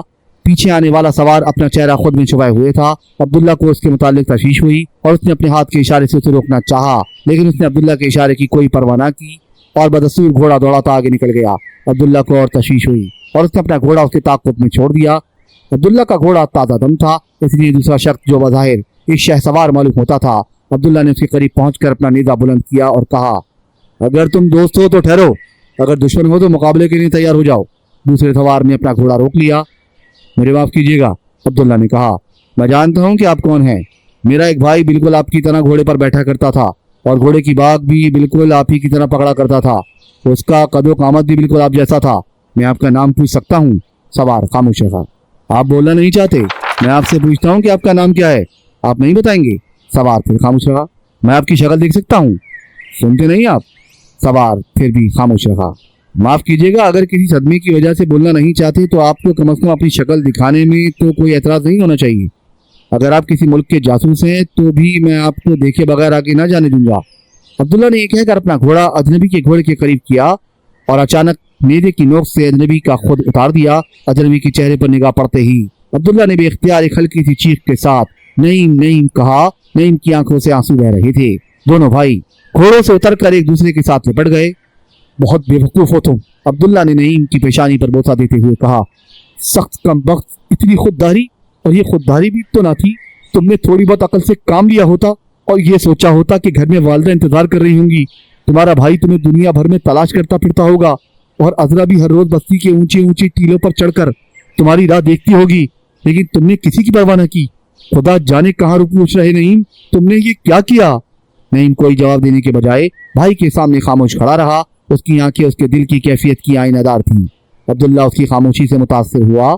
نعیم کو ایک بار پھر سینے سے لگا لیا اور کہا، تم بولتے نہیں، تم مجھ سے اتنے ہی متنفر تھے کہ منہ چھپا کر میرے قریب سے گزر گئے۔ نعیم، خدا کے لیے کچھ منہ سے بولو، تم کہاں سے آئے اور کدھر جا رہے ہو؟ میں نے سندھ جا کر تمہاری تلاش کی لیکن وہاں بھی تمہارا پتہ نہ چلا، تم گھر کیوں نہ پہنچے؟ نعیم نے ایک ٹھنڈی سانس لی اور کہا، بھائی، خدا کو میرا گھر پہنچنا منظور نہ تھا۔ آخر تم کہاں رہے؟ عبداللہ نے پوچھا۔ نعیم نے اس کے جواب میں اپنی سرگزشت مختصر طور پر بیان کی، لیکن اس میں اس نے زلیخا کا تذکرہ نہ کیا اور نہ ہی بتایا کہ وہ گزشتہ رات گھر کی چار دیواری کے باہر کھڑا تھا۔ جب نعیم نے اپنی سرگزشت ختم کی تو دونوں بھائی دیر تک ایک دوسرے کو دیکھتے رہے۔ عبداللہ نے پوچھا، تم قید سے رہا ہونے کے بعد گھر کیوں نہ آئے؟ نعیم کے پاس اس بات کا کوئی جواب نہ تھا۔ اس نے پھر خاموشی اختیار کر لی۔ اب گھر جانے کے بجائے کہاں جا رہے ہو؟ عبداللہ نے سوال کیا۔ بھائی، میں اپنے صادق کو گرفتار کرنے کے لیے بصرہ سے کوئی سپاہی لینے جا رہا ہوں۔ عبداللہ نے کہا، میں تم سے ایک بات پوچھتا ہوں اور امید ہے کہ تم جھوٹ نہ بولو گے۔ پوچھیے۔ تم یہ بتاؤ کہ قید سے رہا ہونے کے بعد تمہیں کس نے بتایا تھا کہ عذرا کی شادی ہونے والی ہے؟ نعیم نے نفی میں سر ہلا دیا۔ اب تمہیں معلوم ہو چکا ہے کہ عذرا کی شادی میرے ساتھ ہو چکی ہے۔ ہاں، میں آپ کو مبارکباد دیتا ہوں۔ تم بستی سے ہو کر آئے ہو؟ ہاں، نعیم نے جواب دیا۔ گھر گئے تھے؟ نہیں۔ کیوں؟ اس خیال سے کہ میں نے تم پر ظلم کیا ہے؟ نہیں بولا۔ آپ کا خیال غلط ہے۔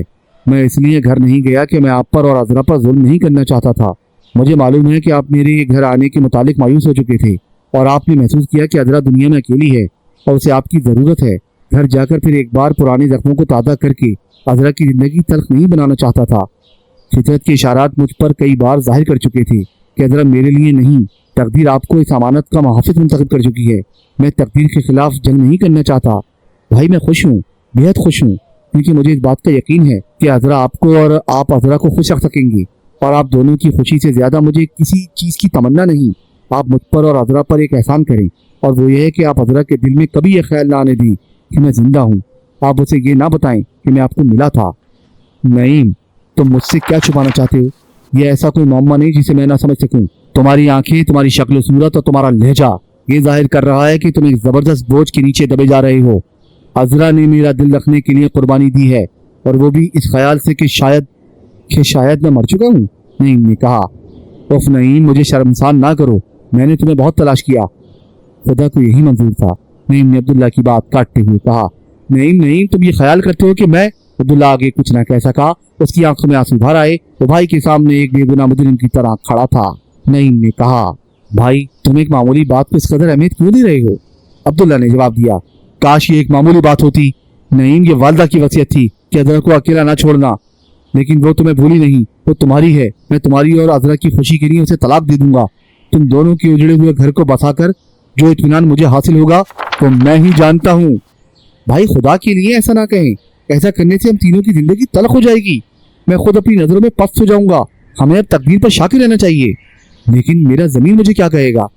نعیم نے اپنے چہرے پر ایک تسلی آمیز مسکراہٹ لاتے ہوئے کہا، آپ کی شادی میں میری مرضی بھی شامل تھی۔ تمہاری مرضی؟ وہ کیسے؟ گزشتہ رات میں وہیں تھا۔ کس وقت؟ آپ کے نکاح سے کچھ دیر پہلے میں نے مکان سے باہر ٹھہر کر تمام حالات معلوم کر لیے تھے۔ تم گھر کیوں نہ آئے؟ نعیم خاموش رہا۔ اس لیے کہ تم خودغرض بھائی کا منہ نہیں دیکھنا چاہتے تھے؟ نہیں واللہ اس لیے نہیں، بلکہ میں اپنے بے غرض بھائی کے سامنے اپنی خود غرضی کا اظہار کرنا کمزرفی سمجھتا تھا۔ آپ کا سکھلایا ہوا ایک سبق میرے دل پر نقش تھا۔ میرا سبق؟ ہاں، مجھے آپ یہ سبق دے چکے تھے کہ وہ انس جو ایثار کے جذبے سے خالی ہو محبت کہلانے کا مستحق نہیں۔ میں حیران ہوں کہ تمہاری طبیعت میں یہ انقلاب کیوں کر آ گیا۔ سچ بتاؤ کہ تمہارے دل سے عذرا کی جگہ کسی اور کی تصور نے تو نہیں چھین لی؟ اگرچہ مجھے شبہ نہیں، لیکن عذرا شروع میں والدہ سے ایسے شکوک ظاہر کیا کرتی تھی۔ مجھے یقین تھا کہ جہاد کے لیے غیر معمولی جذبہ تمہیں سندھ کی طرف لے اڑا تھا، لیکن پھر بھی کبھی کبھی یہ شک ہوتا تھا کہ تم جان بوجھ کر شاید شادی سے پہلو طے کرنا چاہتے تھے۔ اگر تمہارے گھر نہ آنے کی وجہ یہ تھی تو بھی تم نے اچھا نہیں کیا۔ نعیم خاموش رہا۔ وہ نہیں جانتا تھا کہ کیا جواب دے۔ اس کی آنکھوں کے سامنے بچپن کا وہ واقعہ پھر رہا تھا جب وہ عذرا کو پانی میں لے کودا تھا اور عبداللہ نے اس کی خاطر ایک ناکردہ خطا کا بوجھ اپنے سر لے کر اسے سزا سے بچایا تھا۔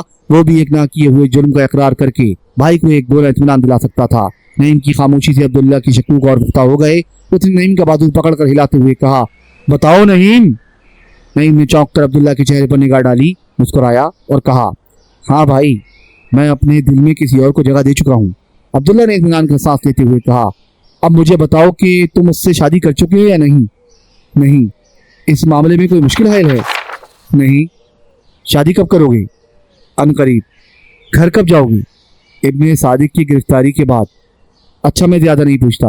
اگر مجھے جلد اندلس پہنچ جانے کا حکم نہ ہوتا تو میں تمہاری شادی دیکھ کر جاتا۔ واپس آنے تک یہ توقع رکھوں گا کہ تم ابن صادق کو گرفتار کرنے کے بعد گھر پہنچ جاؤ گی انشاءاللہ۔ دونوں بھائی ایک دوسرے سے بغل گیر ہوئے اور گھوڑوں پر سوار ہو گئے۔ نعیم بظاہر عبداللہ کی تشفی کر چکا تھا، لیکن اس کا دل دھڑک رہا تھا۔ وہ عبداللہ کے مزید سوالات سے گھبراتا تھا۔ وہ تمام راستہ بھائی سے اندلس کے حالات کے متعلق سوالات کرتا رہا۔ کوئی دو کوس کا فاصلہ طے کرنے کے بعد ایک چوراہے سے دونوں کے راستے جدا ہوتے تھے۔ اس چوراہے کے قریب پہنچ کر نعیم نے مسافر کرنے کی نیت سے اپنا ہاتھ عبداللہ کی طرف بڑھا دیا اور اجازت طلب کی۔ عبداللہ نے نعیم کا ہاتھ اپنے ہاتھ میں لیتے ہوئے پوچھا، نعیم، تم نے جو کچھ مجھ سے کہا ہے سچ ہے یا میرا دل رکھنے کی باتیں تھیں؟ آپ کو مجھ پر اعتبار نہیں؟ مجھ کو تم پر اعتبار ہے۔ اچھا، خدا حافظ۔ عبداللہ نے نعیم کا ہاتھ چھوڑ دیا۔ نعیم نے ایک لمحہ تعامل کے بغیر گھوڑے کی باک موڑ لی اور سر پر دوڑا دیا جب تک اس کے گھوڑے کی آخری جھلک نظر آتی رہی۔ عبداللہ وہیں کھڑا اس کی باتوں پر غور کرتا رہا اور جب وہ نظروں سے غائب ہو گیا تو اس نے ہاتھ پھیلا کر دعا کی، اے جزا و سزا کے مالک، اگر تجھے یہی منظور تھا کہ عذرا میری رفیق حیات بنے تو مجھے تیری تقدیر سے شکایت نہیں۔ اے مولا، جو کچھ نعیم نے کہا وہ سچ ہو۔ اگر اس کی باتیں سچی نہ بھی تھیں تو بھی انہیں سچا کر دکھا۔ اسے چاہنے والی ایسی ہو کہ عذرا کو بھول جائے۔ اے رحیم، اس کے دل کی اجڑی ہوئی بستی کو ایک بار پھر آباد کر دے۔ اگر میری کوئی نیکی تیری رحمت کی حقدار ہے تو اس کے عوض نعیم کی دنیا اور آخرت میں مالا مال کر دے۔ نعیم کے بصرہ پہنچنے سے پہلے ہی ابن صادق کو گرفتار کرنے کی کوشش ہو رہی تھی، لیکن اس کا کوئی سراغ نہیں ملتا تھا۔ نعیم نے والی بصرہ سے ملاقات کی، اپنی سرگزشت سنائی اور واپس سندھ جانے کا ارادہ ظاہر کیا۔ والی بصرہ نے نعیم کے زندہ واپس آ جانے پر اظہار مسرت کرتے ہوئے کہا کہ سندھ کی فتح کے لیے اب صرف محمد بن قاسم کافی ہے۔ وہ ایک طوفان کی طرح راجوں اور مہاراجوں کی ٹھڈی دل افواج کو رونتا ہوا سندھ کے طول و عرض میں اسلامی جھنڈے نصب کر رہا ہے۔ اب ترکستان کے وسیع ملک کی پوری تسخیر کے لیے جانبر سپاہیوں کی ضرورت ہے۔ قطبیہ نے بخارا پر حملہ کیا ہے لیکن کوئی کامیابی نہیں ہوئی۔ کوفہ اور بصرہ سے مزید افواج جا رہی ہیں۔ پرسوں اس جگہ سے 500 سپاہی روانہ ہوئے ہیں۔ اگر آپ کوشش کریں تو انہیں راستے میں مل سکتے ہیں۔ اس میں شک نہیں کہ سندھ میں محمد بن قاسم آپ کا دوست ہے، لیکن قتیبہ بن مسلم جیسا جرنیل بھی مردم شناسی کے جوہر سے خالی نہیں۔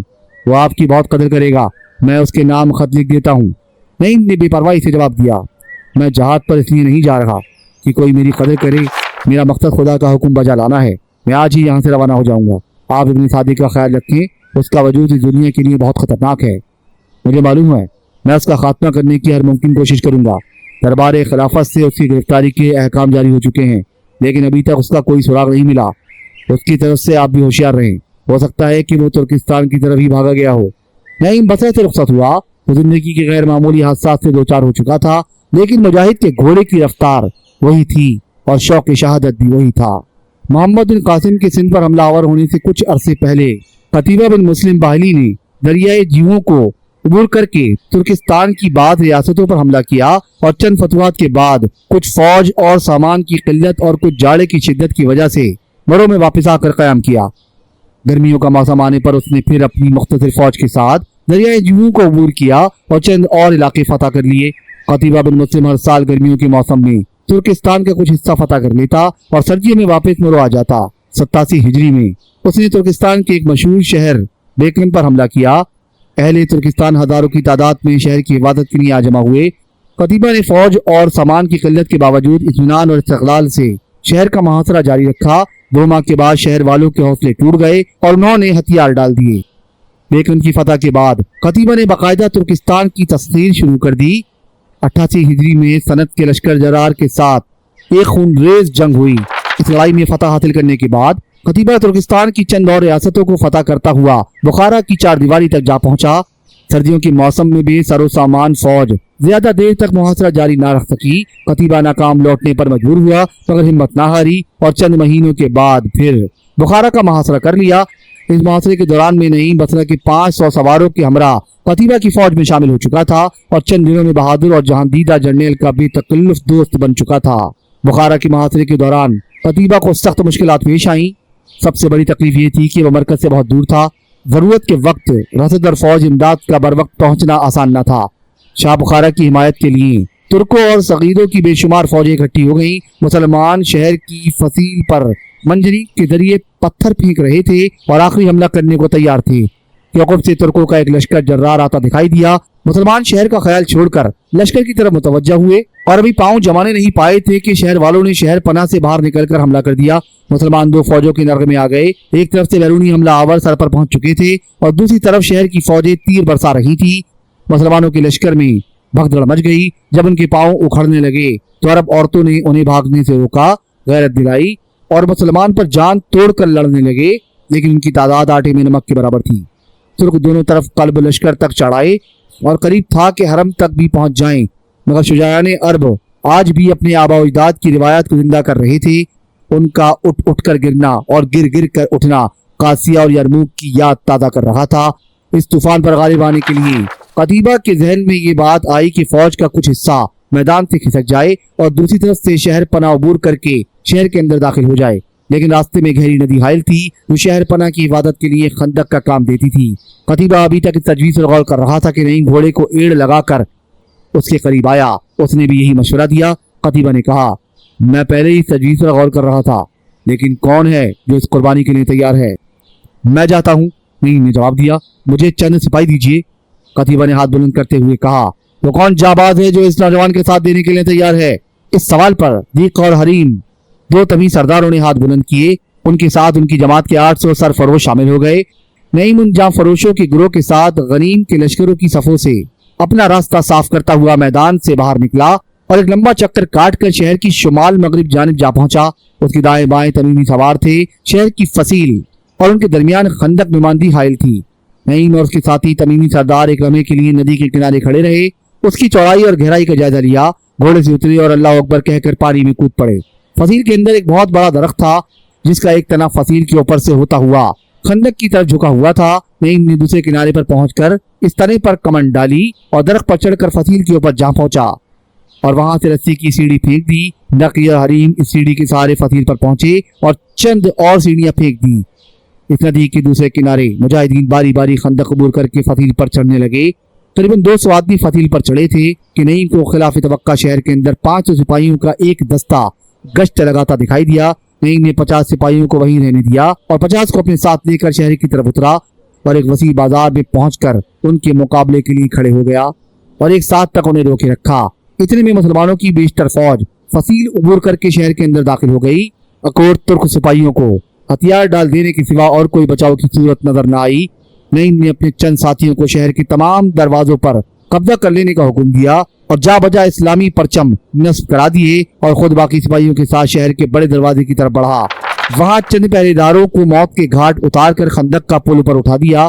ترک افواج شہر پر مسلمانوں کے قبضے سے بے خبر تھی اور فتح کی امید میں جان توڑ کر لڑ رہی تھی۔ نعیم نے مسلمان مجاہدوں کو فصیل پر چڑھ کر ترکوں پر تیر برسانے کا حکم دیا۔ شہر کی طرف سے تیروں کی بارش نے ترکوں کو بدحواس کر دیا۔ انہوں نے پیچھے مڑ کر دیکھا تو شہر پر مسلمان تیر انداز اور اسلامی پرچم لہراتے ہوئے نظر آئے۔ ادھر قتیبہ نے یہ منظر دیکھ کر سخت حملے کا حکم دیا۔ ترکوں کی اب وہی حالت تھی جو کچھ دیر پہلے مسلمانوں کی تھی۔ شکست کھانے کی صورت میں انہیں شہر کی مضبوط دیواروں کی پناہ کا بھروسہ تھا، لیکن اب اس طرح بھی موت کے بھیانک تصویر نظر آتی تھی۔ آگے بڑھنے والوں کے سامنے مسلمانوں کی خارا شگاف تلواریں تھیں اور پیچھے ہٹنے والوں کے دلوں میں ان کے جگر دوست تیروں کا خوف تھا۔ وہ جان بچانے کے لیے دائیں اور بائیں فرار ہونے لگے اور سینکڑوں بدحواسی کے عالم میں خندق میں کود پڑے۔ اس مصیبت کو ختم کر کے مسلمان عقب سے حملہ کرنے والی افواج کی طرف متوجہ ہوئے۔ وہ پہلے ہی شہر پر مسلمانوں کا قبضہ دیکھ کر ہمت ہار چکی تھی۔ مسلمانوں کے حملے کی تاب نہ لا کر ان میں سے اکثر میدان چھوڑ کر بھاگ نکلے اور بعض نے ہتھیار ڈال دیے۔ قتیبہ بن مسلم میدان خالی دیکھ کر آگے بڑھا۔ شہر کے دروازے پر پہنچ کر گھوڑے سے اترا اور بارگاہ الہی میں سر بسجود ہو گیا۔ نعیم نے اندر سے خندق کا پل ڈال دینے کا حکم دیا اور دقی اور حریم کو ساتھ لے کر بہادر سپاہ سالار کے استقبال کے لیے آگے بڑھا۔ قتیبہ بن مسلم فرتے انبساط سے ان تینوں مجاہدوں کے ساتھ باری باری بغل گیر ہوا۔ زخموں کی مرہم پٹی اور شہداء کی تجہیز و تکفین کے بعد مال غنیمت اکٹھا کیا گیا اور اس کا 5واں حصہ بیت المال میں روانہ کر کے باقی فوج میں تقسیم کیا گیا۔ بخارا کی فتح کے بعد قتیبہ بن مسلم کے ساتھ ساتھ نعیم کے نام کا بھی چرچا ہونے لگا۔ اس کے دل کے پرانے زخم آہستہ آہستہ مٹ چکے تھے اور اس کے بلند منصوبے لطیف خیالات کو شکست دے چکے تھے۔ ان حالات میں اس کے لیے تلوار کی جھنک جن سے لطیف کی سہانی راگنی سے زیادہ دلکش ہوتی گئی اور بھائی اور عذرا کی خوشی کا تصور اپنی خوشی سے زیادہ محبوب نظر آنے لگا۔ اس کی دعائیں زیادہ تر انہی کے لیے ہوتی۔ جب کبھی تھوڑی بہت فرصت ملنے پر اسے سوچنے کا موقع ملتا تو اسے خیال آتا شاید بھائی نے عذرا کو بتا دیا ہوگا کہ میں زندہ ہوں، شاید وہ اس میرے متعلق باتیں کرتے ہوں گے۔ عذرا کو شاید یہ یقین بھی آ گیا ہو کہ میں کسی اور پر فدا ہو چکا ہوں، وہ مجھے دل میں کوستی ہوگی، اب تو شاید مجھے بھول بھی گئی ہو۔ ہاں، مجھے بھول جانا ہی اچھا ہے۔ ان خیالات کا خاتمہ پرخلوص دعاؤں کے ساتھ ہوتا۔ 3 سال اور گزر گئے۔ قتیبہ کی افواج فتح و نصرت کے پرچم اڑاتی ہوئی ترکستان کی چاروں اطراف پھیل رہی تھی۔ نعیم غیر معمولی شہرت کا مالک بن چکا تھا۔ قتیبہ نے ایک خط دربار خلافت میں لکھتے ہوئے نعیم کے متعلق تحریر کیا: میں اس نوجوان پر اپنی فتویٰ سے زیادہ ناز کرتا ہوں۔ 91 ہجری میں ترکستان کے بہت سے ممالک میں بغاوت کی آگ کے شعلے بلند ہوئے۔ اس آگ کو سلگا کر دور سے تماشا دیکھنے والا وہی ابن صادق تھا جس کی شخصیت سے ہم کئی بار متعارف ہو چکے ہیں۔ ابن صادق کو نعیم کے رہا ہو جانے کے بعد اپنی جان کی فکر دامنے گیر ہوئی۔ قلعہ چھوڑ کر بھاگا، راستے میں بدنصیب بھتیجی ملی لیکن اس نے چچا کی قید پر موت کو ترجیح دی۔ ابن صادق کو اب اپنی جان کا خطرہ تھا۔ اس نے اپنے عقیدت مندوں کے ساتھ ترکستان کا رخ کیا۔ وہاں پہنچ کر وہ اپنی منتشر جماعت کو منظم کرتا رہا اور کچھ تقویت حاصل کرنے کے بعد ترکستان کے شکست خوردہ شہزادوں کو مسلمانوں کے خلاف منظم کر کے ایک فیصلہ کن جنگ کی ترغیب دینے لگا۔ نزاق نامی ایک شخص ترکستان کے نہایت بااثر افراد میں سے تھا۔ ابن صادق نے اس سے ملاقات کی اور اپنے خیالات کا اظہار کیا۔ نزاق پہلے ہی بغاوت پھیلانے کی کوشش کر رہا تھا۔ اسے ابن صادق جیسے مشیر کی ضرورت تھی۔ فطرتاً دونوں ایک ہی جیسے تھے۔ نزاق کو ترکستان کا بادشاہ بننے کی ہوس تھی اور ابن صادق نہ صرف ترکستان بلکہ تمام اسلامی دنیا میں اپنے نام کی شہرت چاہتا تھا۔ نزاق نے وعدہ کیا کہ اگر وہ ترکستان پر قابض ہو گیا تو اسے اپنا وزیر اعظم بنا لے گا اور ابن صادق نے اسے اپنی کامیابی کی امید دلائی۔ ترکستان کے باشندے قتیبہ کے نام سے کانپتے تھے اور بغاوت کے نام سے گھبراتے تھے، لیکن ابن صادق کی چکنی چپڑی باتیں بے اثر ثابت نہ ہوئی۔ وہ جس کے پاس جاتا یہ کہتا: تمہارا ملک تمہارے واسطے ہے، کسی غیر کا اس پر کوئی حق نہیں، ایک عقل مند کسی غیر کی حکومت گوارا نہیں کر سکتا۔ ابن صادق اور نزاق کی کوششوں سے ترکستان کے بہت سے سرکردہ شہزادے اور سردار دریائے جیہوں کے کنارے ایک پرانے قلعے میں اکٹھے ہوئے۔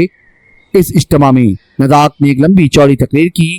نزاق کی تقریر کے بعد ایک طویل بحث ہوئی اور اس بحث میں چند عمر رسیدہ سرداروں نے مسلمانوں کی پرامن حکومت کے خلاف بغاوت کا جھنڈا بلند کرنے کی مخالفت کی۔ ابن صادق نے اس موقع کی نزاکت کو محسوس کیا اور نزاق کے کان میں کچھ کہا۔ نزاق اپنی جگہ سے اٹھ کھڑا ہوا اور بولا، عزیزان وطن، مجھے افسوس سے کہنا پڑتا ہے کہ آپ میں اپنی اسلاف کا خون باقی نہیں۔ اس وقت ہمارا ایک معزز مہمان جسے آپ سے صرف اس لیے ہمدردی ہے کہ آپ غلام ہیں، آپ سے کچھ کہنا چاہتا ہے۔ نزاق یہ کہہ کر بیٹھ گیا۔ ابن صادق نے اٹھ کر تقریر کی۔ اس تقریر میں پہلے تو اس نے مسلمانوں کے خلاف جس قدر نفرت کا اظہار کر سکتا تھا کیا۔ اس کے بعد اس نے بتایا کہ حاکم قوم شروع میں محکوم قوم کو غفلت کی نیند سلانے کے لیے تشدد سے کام نہیں، لیکن جب محکوم آرام کی زندگی کے عادی ہو کر بہادری کی جوہر سے محروم ہو جاتے ہیں تو حاکم بھی اپنا طرز عمل بدل دیتے ہیں۔ ابن صادق نے ترک سرداروں کو متاثر ہوتے دیکھ کر پرجوش آواز میں کہا، مسلمانوں کی موجودہ نرمی سے یہ نتیجہ نہ نکالو کہ وہ ہمیشہ ایسے ہی رہیں گے۔ عنقریب یہ لوگ تم پر ایسے مظالم توڑیں گے جو تمہارے وہم گمان میں بھی نہیں۔ آپ حیران ہوں گے کہ آج سے کچھ عرصہ پہلے میں بھی مسلمان تھا، لیکن اب یہ دیکھ کر یہ لوگ ملک گیری کی ہوس میں دنیا بھر کی آزاد قوموں کو غلام بنانے پر تلے ہوئے ہیں۔ میں نے ان لوگوں سے علیحدگی اختیار کر لی ہے۔ آپ ان لوگوں کو مجھ سے زیادہ نہیں جانتے۔ یہ لوگ دولت چاہتے ہیں اور عنقریب تم دیکھو گے کہ تمہارے ملک میں ایک کوڑی تک نہ چھوڑیں گے۔ اور فقط یہی نہیں، تم یہ دیکھو گے تمہاری بہو بیٹیاں شام اور عرب کے بازاروں میں فروخت ہوا کریں گی۔ ابن صادق کے الفاظ سے متاثر ہو کر تمام سردار ایک دوسرے کا منہ دیکھنے لگے۔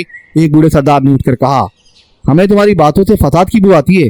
اس میں کوئی شک نہیں کہ ہم خود بھی مسلمانوں کی غلامی کو برا خیال کرتے ہیں، لیکن ہمیں اپنے دشمن کے متعلق بھی جھوٹی باتوں پر یقین نہیں کرنا چاہیے۔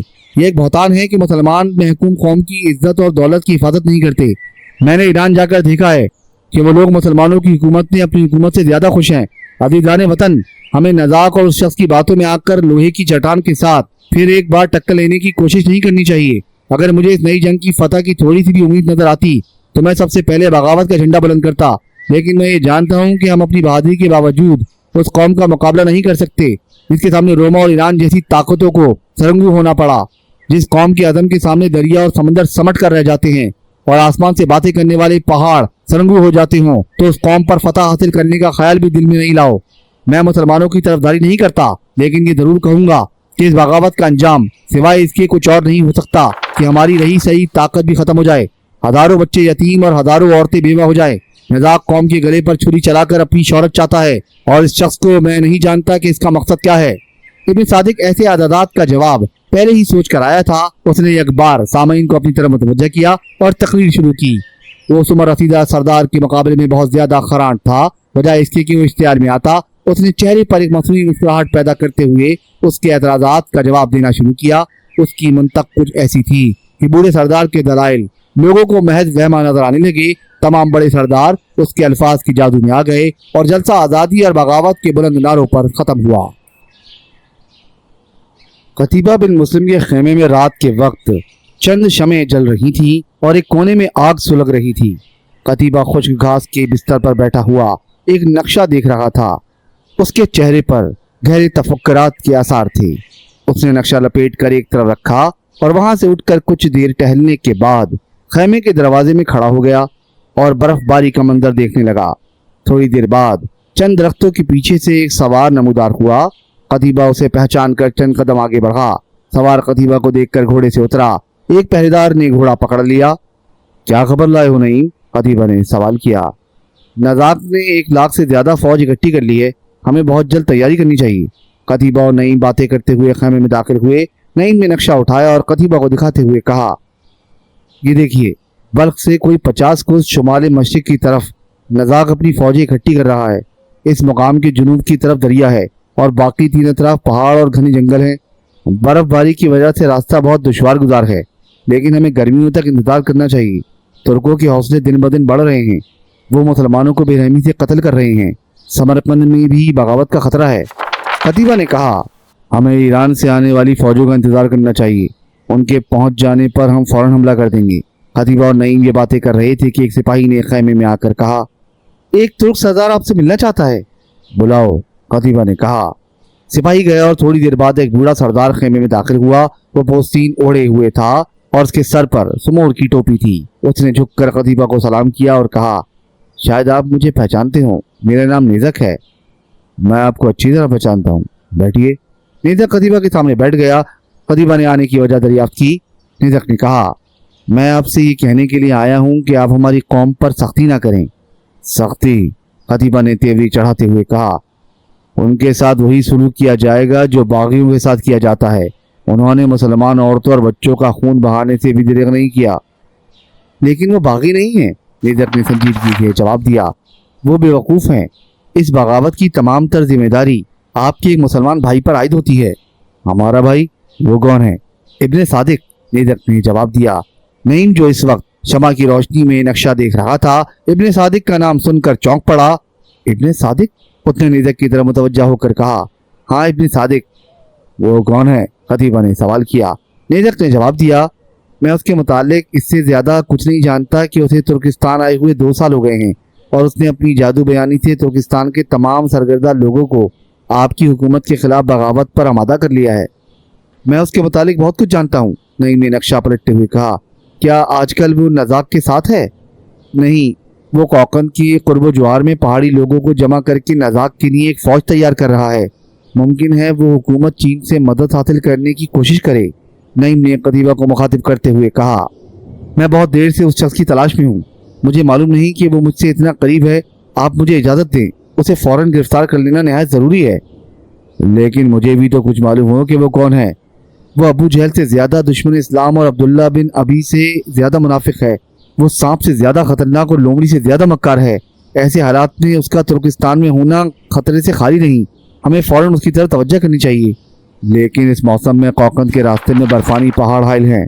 کچھ بھی ہو، نعیم نے کہا، آپ مجھے اجازت دیں۔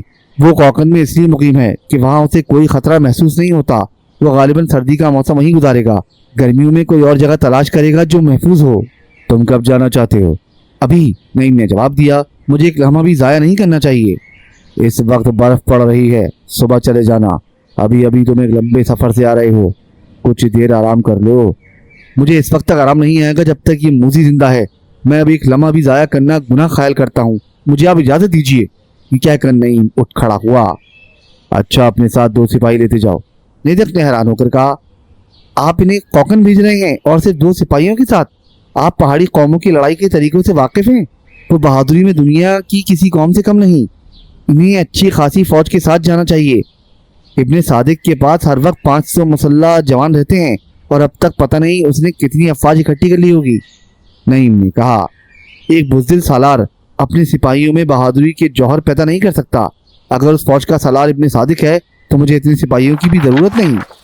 خطیبہ نے ذرا سوچنے کے بعد نعیم کو 300 سپاہی لے جانے کا حکم دیا اور اسے چند ہدایت دینے کے بعد روانہ کیا۔ 1 ساعت گزر جانے کے بعد خطیبہ اور نیزہ خیمے کے باہر کھڑے نعیم کو مختصر سی فوج کے ساتھ سامنے ایک پہاڑ پر سے گزرتے ہوئے دیکھ رہے تھے۔ بہت بہادر لڑکا ہے، نیزک نے قتیبہ سے کہا۔ ہاں، وہ ایک مجاہد کا بیٹا ہے، قتیبہ نے جواب دیا۔ میں پوچھ سکتا ہوں کہ آپ لوگ اتنے بہادر کیوں ہیں؟ نیزک نے پھر سوال کیا۔ کیونکہ ہم موت سے نہیں ڈرتے۔ موت ہمارے لیے ایک اعلیٰ زندگی کا پیغام ہے، اللہ کے لیے زندہ رہنے کی تمنا اور اللہ کے لیے مرنے کا حوصلہ پیدا کرنے کے بعد کسی شخص کے دل میں بڑی سے بڑی طاقت کا خوف نہیں رہتا۔ ہاں، ہر وہ شخص جو سچے دل سے توحید اور رسالت پر ایمان لے آتا ہے۔ ابن صادق کوکن کے شمال میں ایک محفوظ مقام پر پناہ گزین تھا۔ ایک وادی کے چاروں طرف بلند پہاڑ اس کے لیے ایک ناقابل تسخیر فصیل کا کام دے رہے تھے۔ پہاڑوں کے سرکش لوگ چھوٹی چھوٹی جماعتوں میں اس وادی میں جمع ہو رہے تھے۔ ابن صادق ان لوگوں کو مختصر راستوں سے نزاق کے پاس روانہ کر رہا تھا۔ اس کے جاسوس اسے مسلمانوں کی نقل و حرکت سے باخبر رکھتے تھے۔ ابن صادق کو اس بات کی تسلی تھی کہ مسلمان سردیاں ختم ہونے تک لڑائی شروع نہیں کر سکیں گے۔ اسے اس بات کا بھی اطمینان تھا کہ اول تو اتنی دور رہ کر مسلمان اس کی سازشوں سے واقف نہیں ہو سکتے، اور اگر یہ انکشاف ہو بھی جائے تو بھی وہ سردیوں میں اس طرف نہیں آ سکتے، اور سردیوں کے بعد اگر انہوں نے ادھر کا رخ کیا تو خدا کی زمین بہت وسیع ہے۔ ایک دن ایک جاسوس نے آ کر خبر دی کہ نعیم پیش قدمی کر رہا ہے تو وہ سخت بدحواس ہوا۔ اس کے پاس کتنی فوج ہے؟ ابن صادق نے تھوڑی دیر کے بعد سنبھل کر سوال کیا۔ فقط 300 سپاہی، جاسوس نے جواب دیا۔ کل 300 سپاہی؟ ایک تاتاری نوجوان نے قہقہ لگاتے ہوئے کہا۔ ابن صادق نے کہا، تم ہنستے کیوں ہو؟ وہ 300 آدمی مجھے چین اور ترکستان کی تمام فوجوں سے زیادہ خطرناک نظر آتے ہیں، تاتاری نے جواب دیا۔ آپ یقین رکھیں وہ یہاں پہنچنے سے پہلے ہمارے پتھروں کے نیچے دب کر رہ جائیں گے۔ نعیم کا تصور ابن صادق کو موت سے زیادہ بھیانک نظر آ رہا تھا۔ اس کے پاس 700 سے زیادہ تاتاری موجود تھے، لیکن اس پر بھی اسے اپنی فتح کا یقین نہ تھا۔ وہ جانتا تھا کہ کھلے میدان میں مسلمان کا مقابلہ کرنا خطرے سے خالی نہیں۔ اس نے تمام پہاڑی راستوں پر تاتاریوں کے پہرے مقرر کر دیے اور نعیم کا انتظار کرنے لگا۔ نعیم ابن سعدی کا سراغ لگاتا ہوا کوکند کے شمال مشرق کی طرف جا نکلا۔ اس ناہموار زمین پر گھوڑے بڑی دقت سے آگے بڑھ رہے تھے۔ بلند چوٹیوں پر برف چمک رہی تھی اور نیچے کہیں کہیں وادیوں میں گھنے جنگلات تھے، لیکن برفباری کے موسم میں ان پر پتوں کا نشان نہ تھا۔ نعیم ایک بلند پہاڑی کے ساتھ ساتھ ایک نہایت تنگ راستے میں سے گزر رہا تھا کہ اچانک پہاڑ سے تاتاریوں نے پتھر برسانے شروع کر دیے۔ چند سوار زخمی ہو کر گھوڑوں سے گر پڑے اور فوج میں کھلبلی مچ گئی۔ 5 گھوڑے سواروں سمیت لڑکتے ہوئے گہرے غار میں جا گرے۔ نعیم نے سپاہیوں کو گھوڑے سے اترنے کا حکم دیا اور 50 آدمیوں کو کہا کہ وہ گھوڑوں کو پہاڑی سے کچھ دور ایک محفوظ جگہ پر لے جائیں اور خود باقی 250 سپاہی کے ساتھ پیدل پہاڑی پر چڑھنا شروع کر دیا۔ پتھر بدستور برس رہے تھے۔ مسلمان اپنے سروں پر ڈھالے لیے پہاڑ کی چوٹی پر پہنچنے کی کوشش کرتے رہے۔ چوٹی پر پہنچنے تک نعیم کے ساتھ 60 سپاہی پتھروں کا نشانہ بن کر گر چکے تھے۔ نعیم نے اپنے رہے سہے ساتھیوں کے ساتھ پہاڑی کی چوٹی پر قدم جماتے ہی جان توڑ کر حملہ کیا۔ مسلمانوں کے عزم اور استقلال کی حالت دیکھ کر تاتاریوں کے حوصلے پست ہو گئے۔ وہ چاروں طرف سے سمٹ کر اکٹھے ہونے لگے۔ ابن صادق درمیان میں کھڑا ان کو حملے کے لیے اکساتا رہا۔ جب نعیم کی نظریں اس پر پڑی تو اس نے جوش میں آ کر اللہ اکبر کا نعرہ لگایا اور ایک ہاتھ میں تلوار اور دوسرے ہاتھ میں نیزے سے اپنا راستہ صاف کرتا ہوا آگے بڑھا۔ تاتاریوں نے یک کے بعد دیگرے میدان سے بھاگنا شروع کیا۔ ابن صادق کو اپنی جان کے لالے پڑ گئے۔ وہ اپنی رہی صحیح فوج چھوڑ کر ایک طرف بھاگا۔ نعیم کی آنکھ اس پر تھی۔ اسے بھاگتے ہوئے دیکھ کر اس کے پیچھے ہو لیا۔ ابن صادق پہاڑی کے نیچے اترا۔ اس نے ضرورت کے وقت اپنے بچاؤ کا بندوبست پہلے ہی کر رکھا تھا۔ پہاڑی کے نیچے ایک شخص 2 گھوڑے لیے کھڑا تھا۔ ابن صادق جھٹ ایک گھوڑے پر سوار ہوا اور اسے ایڑ لگا دی۔ اس کے ساتھی نے ابھی رکاب میں پاؤں رکھا ہی تھا کہ نعیم نے نیزہ مار کر اسے نیچے گرایا اور گھوڑے پر بیٹھتے ہی اسے ابن صادق کے تعاقب میں چھوڑ دیا۔ نعیم کے اپنے قول کے مطابق ابن صادق لومڑی سے زیادہ مکار تھا۔ اس نے شکست کھانے کی صورت میں اپنے بچاؤ کا پورا انتظام کر رکھا تھا۔ نعیم اور ابن صادق کے درمیان زیادہ فاصلہ نہیں تھا، لیکن نعیم کو تھوڑی دیر کے تعاقب کے بعد اس بات کا احساس ہوا کہ فاصلہ زیادہ ہوتا جا رہا ہے اور اس کا گھوڑا ابن صادق کے گھوڑے کے مقابلے میں کم رفتار ہے۔ تاہم نعیم نے اس کا پیچھا نہ چھوڑا اور اسے اپنی آنکھوں سے اوجھل نہ ہونے دیا۔ ابن صادق پہاڑی پر سے اتر کر وادی کی طرف ہو لیا۔ اس وادی میں کہیں کہیں گھنے درخت تھے۔ ایک جگہ درخت کے جھنڈ کے نیچے ابن صادق کے مقرر کیے ہوئے چند سپاہی کھڑے تھے۔ اس نے انہیں بھاگتے ہوئے اشارہ کیا اور وہ درختوں کی آڑ میں چھپ کر کھڑے ہو گئے۔ نعیم جب درختوں کے پاس سے گزرا تو ایک تیر نعیم کے بازو پر آ لگا، لیکن اس نے اپنے گھوڑے کی رفتار کم نہ کی۔ چند قدم اور چلنے کے بعد دوسرا تیر اس کی پسلی میں لگا۔ ایک اور تیر گھوڑے کی پیٹھ پر آ لگا اور گھوڑا پہلے سے زیادہ تیزی کے ساتھ دوڑنے لگا۔ نعیم نے اپنے بازو اور پسلی سے تیروں کو کھینچ کر نکالا، لیکن ابن صادق کا پیچھا نہ چھوڑا۔ تھوڑی دور اور چلنے کے بعد ایک تیر نعیم کی کمر پر لگا۔ اس کا خون پہلے ہی بہت نکل چکا تھا۔ اب اس تیسرے تیر کے بعد اس کے جسم کی طاقت جواب دینے لگی، لیکن جب تک حواس قائم رہے اس مجاہد کی ہمت میں فرق نہ آیا اور اس نے گھوڑے کی رفتار کم نہ ہونے دی۔ درختوں کا سلسلہ ختم ہوا اور ایک وسیع میدان نظر آنے لگا، لیکن ابن صادق بہت آگے نکل چکا تھا اور نعیم پر کمزوری غالب آ رہی تھی۔ آنکھوں میں اندھیرا چھا رہا تھا۔ اس کا سر چکرانے اور کان سائیں سائیں کرنے لگے۔ وہ بے بس ہو کر گھوڑے سے اترا اور بے ہوش ہو کر منہ کے بل زمین پر گر پڑا۔ اس بے ہوشی میں اسے کئی ساعتیں گزر گئیں۔ جب اسے ذرا ہوش آیا تو اس کے کانوں میں کسی کے گانے کی آواز سنائی دی۔ نعیم کے کان ایسی لطیف آواز سے مدت کے بعد آشنا ہوئے تھے۔ وہ دیر تک نیم بے ہوشی کی حالت میں پڑا یہ راگ سنتا رہا۔ بالآخر ہمت کر کے سر اوپر اٹھایا۔ اس کے قریب چند بھیڑیں چر رہی تھی۔ نعیم نے گانے والے کو دیکھنا چاہا، لیکن ذوف کے باعث پھر آنکھوں کے سامنے سیاہی طارق ہو گئی اور اس نے مجبوراً سر زمین پر ٹیک دیا۔ ایک بھیڑ نعیم کے قریب آئی اور اس نے اپنا منہ نعیم کے کانوں کے قریب لے جا کر اسے سونگنا اور اپنی زبان میں آواز دے کر اپنی ایک اور ہم جنس کو بلا لیا۔ دوسری بھیڑ بھی میں کرتی اور پیغام باقی بھیڑوں تک پہنچاتی آگے چل دی۔ ایک گھڑی کے اندر بہت سی بھیڑیں نعیم کے ارد گرد جمع ہو کر شور مچانے لگی۔ ایک کوہستانی دوشیزہ ہاتھ میں چھڑی لیے بھیڑوں کے چھوٹے چھوٹے بچوں کو ہانکتی اور بدستور گاتی ہوئی چلی آ رہی تھی۔ وہ ایک جگہ بھیڑوں کا اجتماع دیکھ کر اس طرف بڑھی اور ان کے درمیان نعیم کو خون میں لت پت دیکھ کر ایک ہلکی سی چیخ کے بعد نعیم سے چند قدم کے فاصلے پر ہنگش بدناک کھڑی ہو گئی۔ نعیم نے بے ہوشی کی حالت میں اپنا سر اوپر اٹھایا اور دیکھا کہ حسن فطرت کی ایک مکمل تصویر ایک کوہستانی لڑکی کے وجود میں سامنے کھڑی اس کی طرف دیکھ رہی ہے۔ اس کے لمبے قد کے ساتھ جسمانی صحت اور تناسب اعضاء اس کے معصوم حسن میں اضافہ کر رہے تھے۔ اس کے موٹے اور کھردرے کپڑے کا بنا ہوا لباس تسنہ سے بے نیاز تھا۔ اس نے سمور کا ایک بڑا ٹکڑا گردن کے گرد لپیٹ رکھا تھا، سر پر ایک ٹوپی تھی۔ حسینہ کا چہرہ ذرا لمبا تھا، لیکن یہ لمبائی فقط اس قدر تھی جتنی کہ ایک حسین چہرے کو سنجیدہ بنا دینے کے لیے ضروری ہو۔ بڑی بڑی سیاہ اور چمکدار آنکھیں، پتلے اور نازک ہونٹ جن کی شگفتگی گلے نو بہار سے کہیں زیادہ جاذب نظر تھی، کشادہ پیشانی اور مضبوط تھوڑی، تمام مل کر اس حسینہ میں بہار حسن کے علاوہ وہ روب حسن بھی پیدا کر رہے تھے، اور یہ ظاہر ہوتا تھا کہ حسن کے متعلق مشرق اور مغرب کا تخیل رنگ و بو کے اس دل فریب پیکر پر آ کر ختم ہو جاتا ہے۔ نعیم کو ایک نگاہ وزرا اور دوسری میں زلیخا دکھائی دی۔ نوجوان لڑکی نعیم کے جسم پر خون کے نشانات دیکھنے اور کچھ دیر بدحواسی کے عالم میں خاموش کھڑے رہنے کے بعد جرأت کر کے آگے بڑھی اور بولی، آپ زخمی ہیں؟ نعیم ترکستان میں رہ کر تاتاری زبان پر کافی عبور حاصل کر چکا تھا۔ اس نے دوشیزہ کے سوال کا جواب دینے کے بجائے اٹھ کر بیٹھنا چاہا، لیکن پھر ایک چکر آیا اور وہ بے ہوش ہو کر گر پڑا۔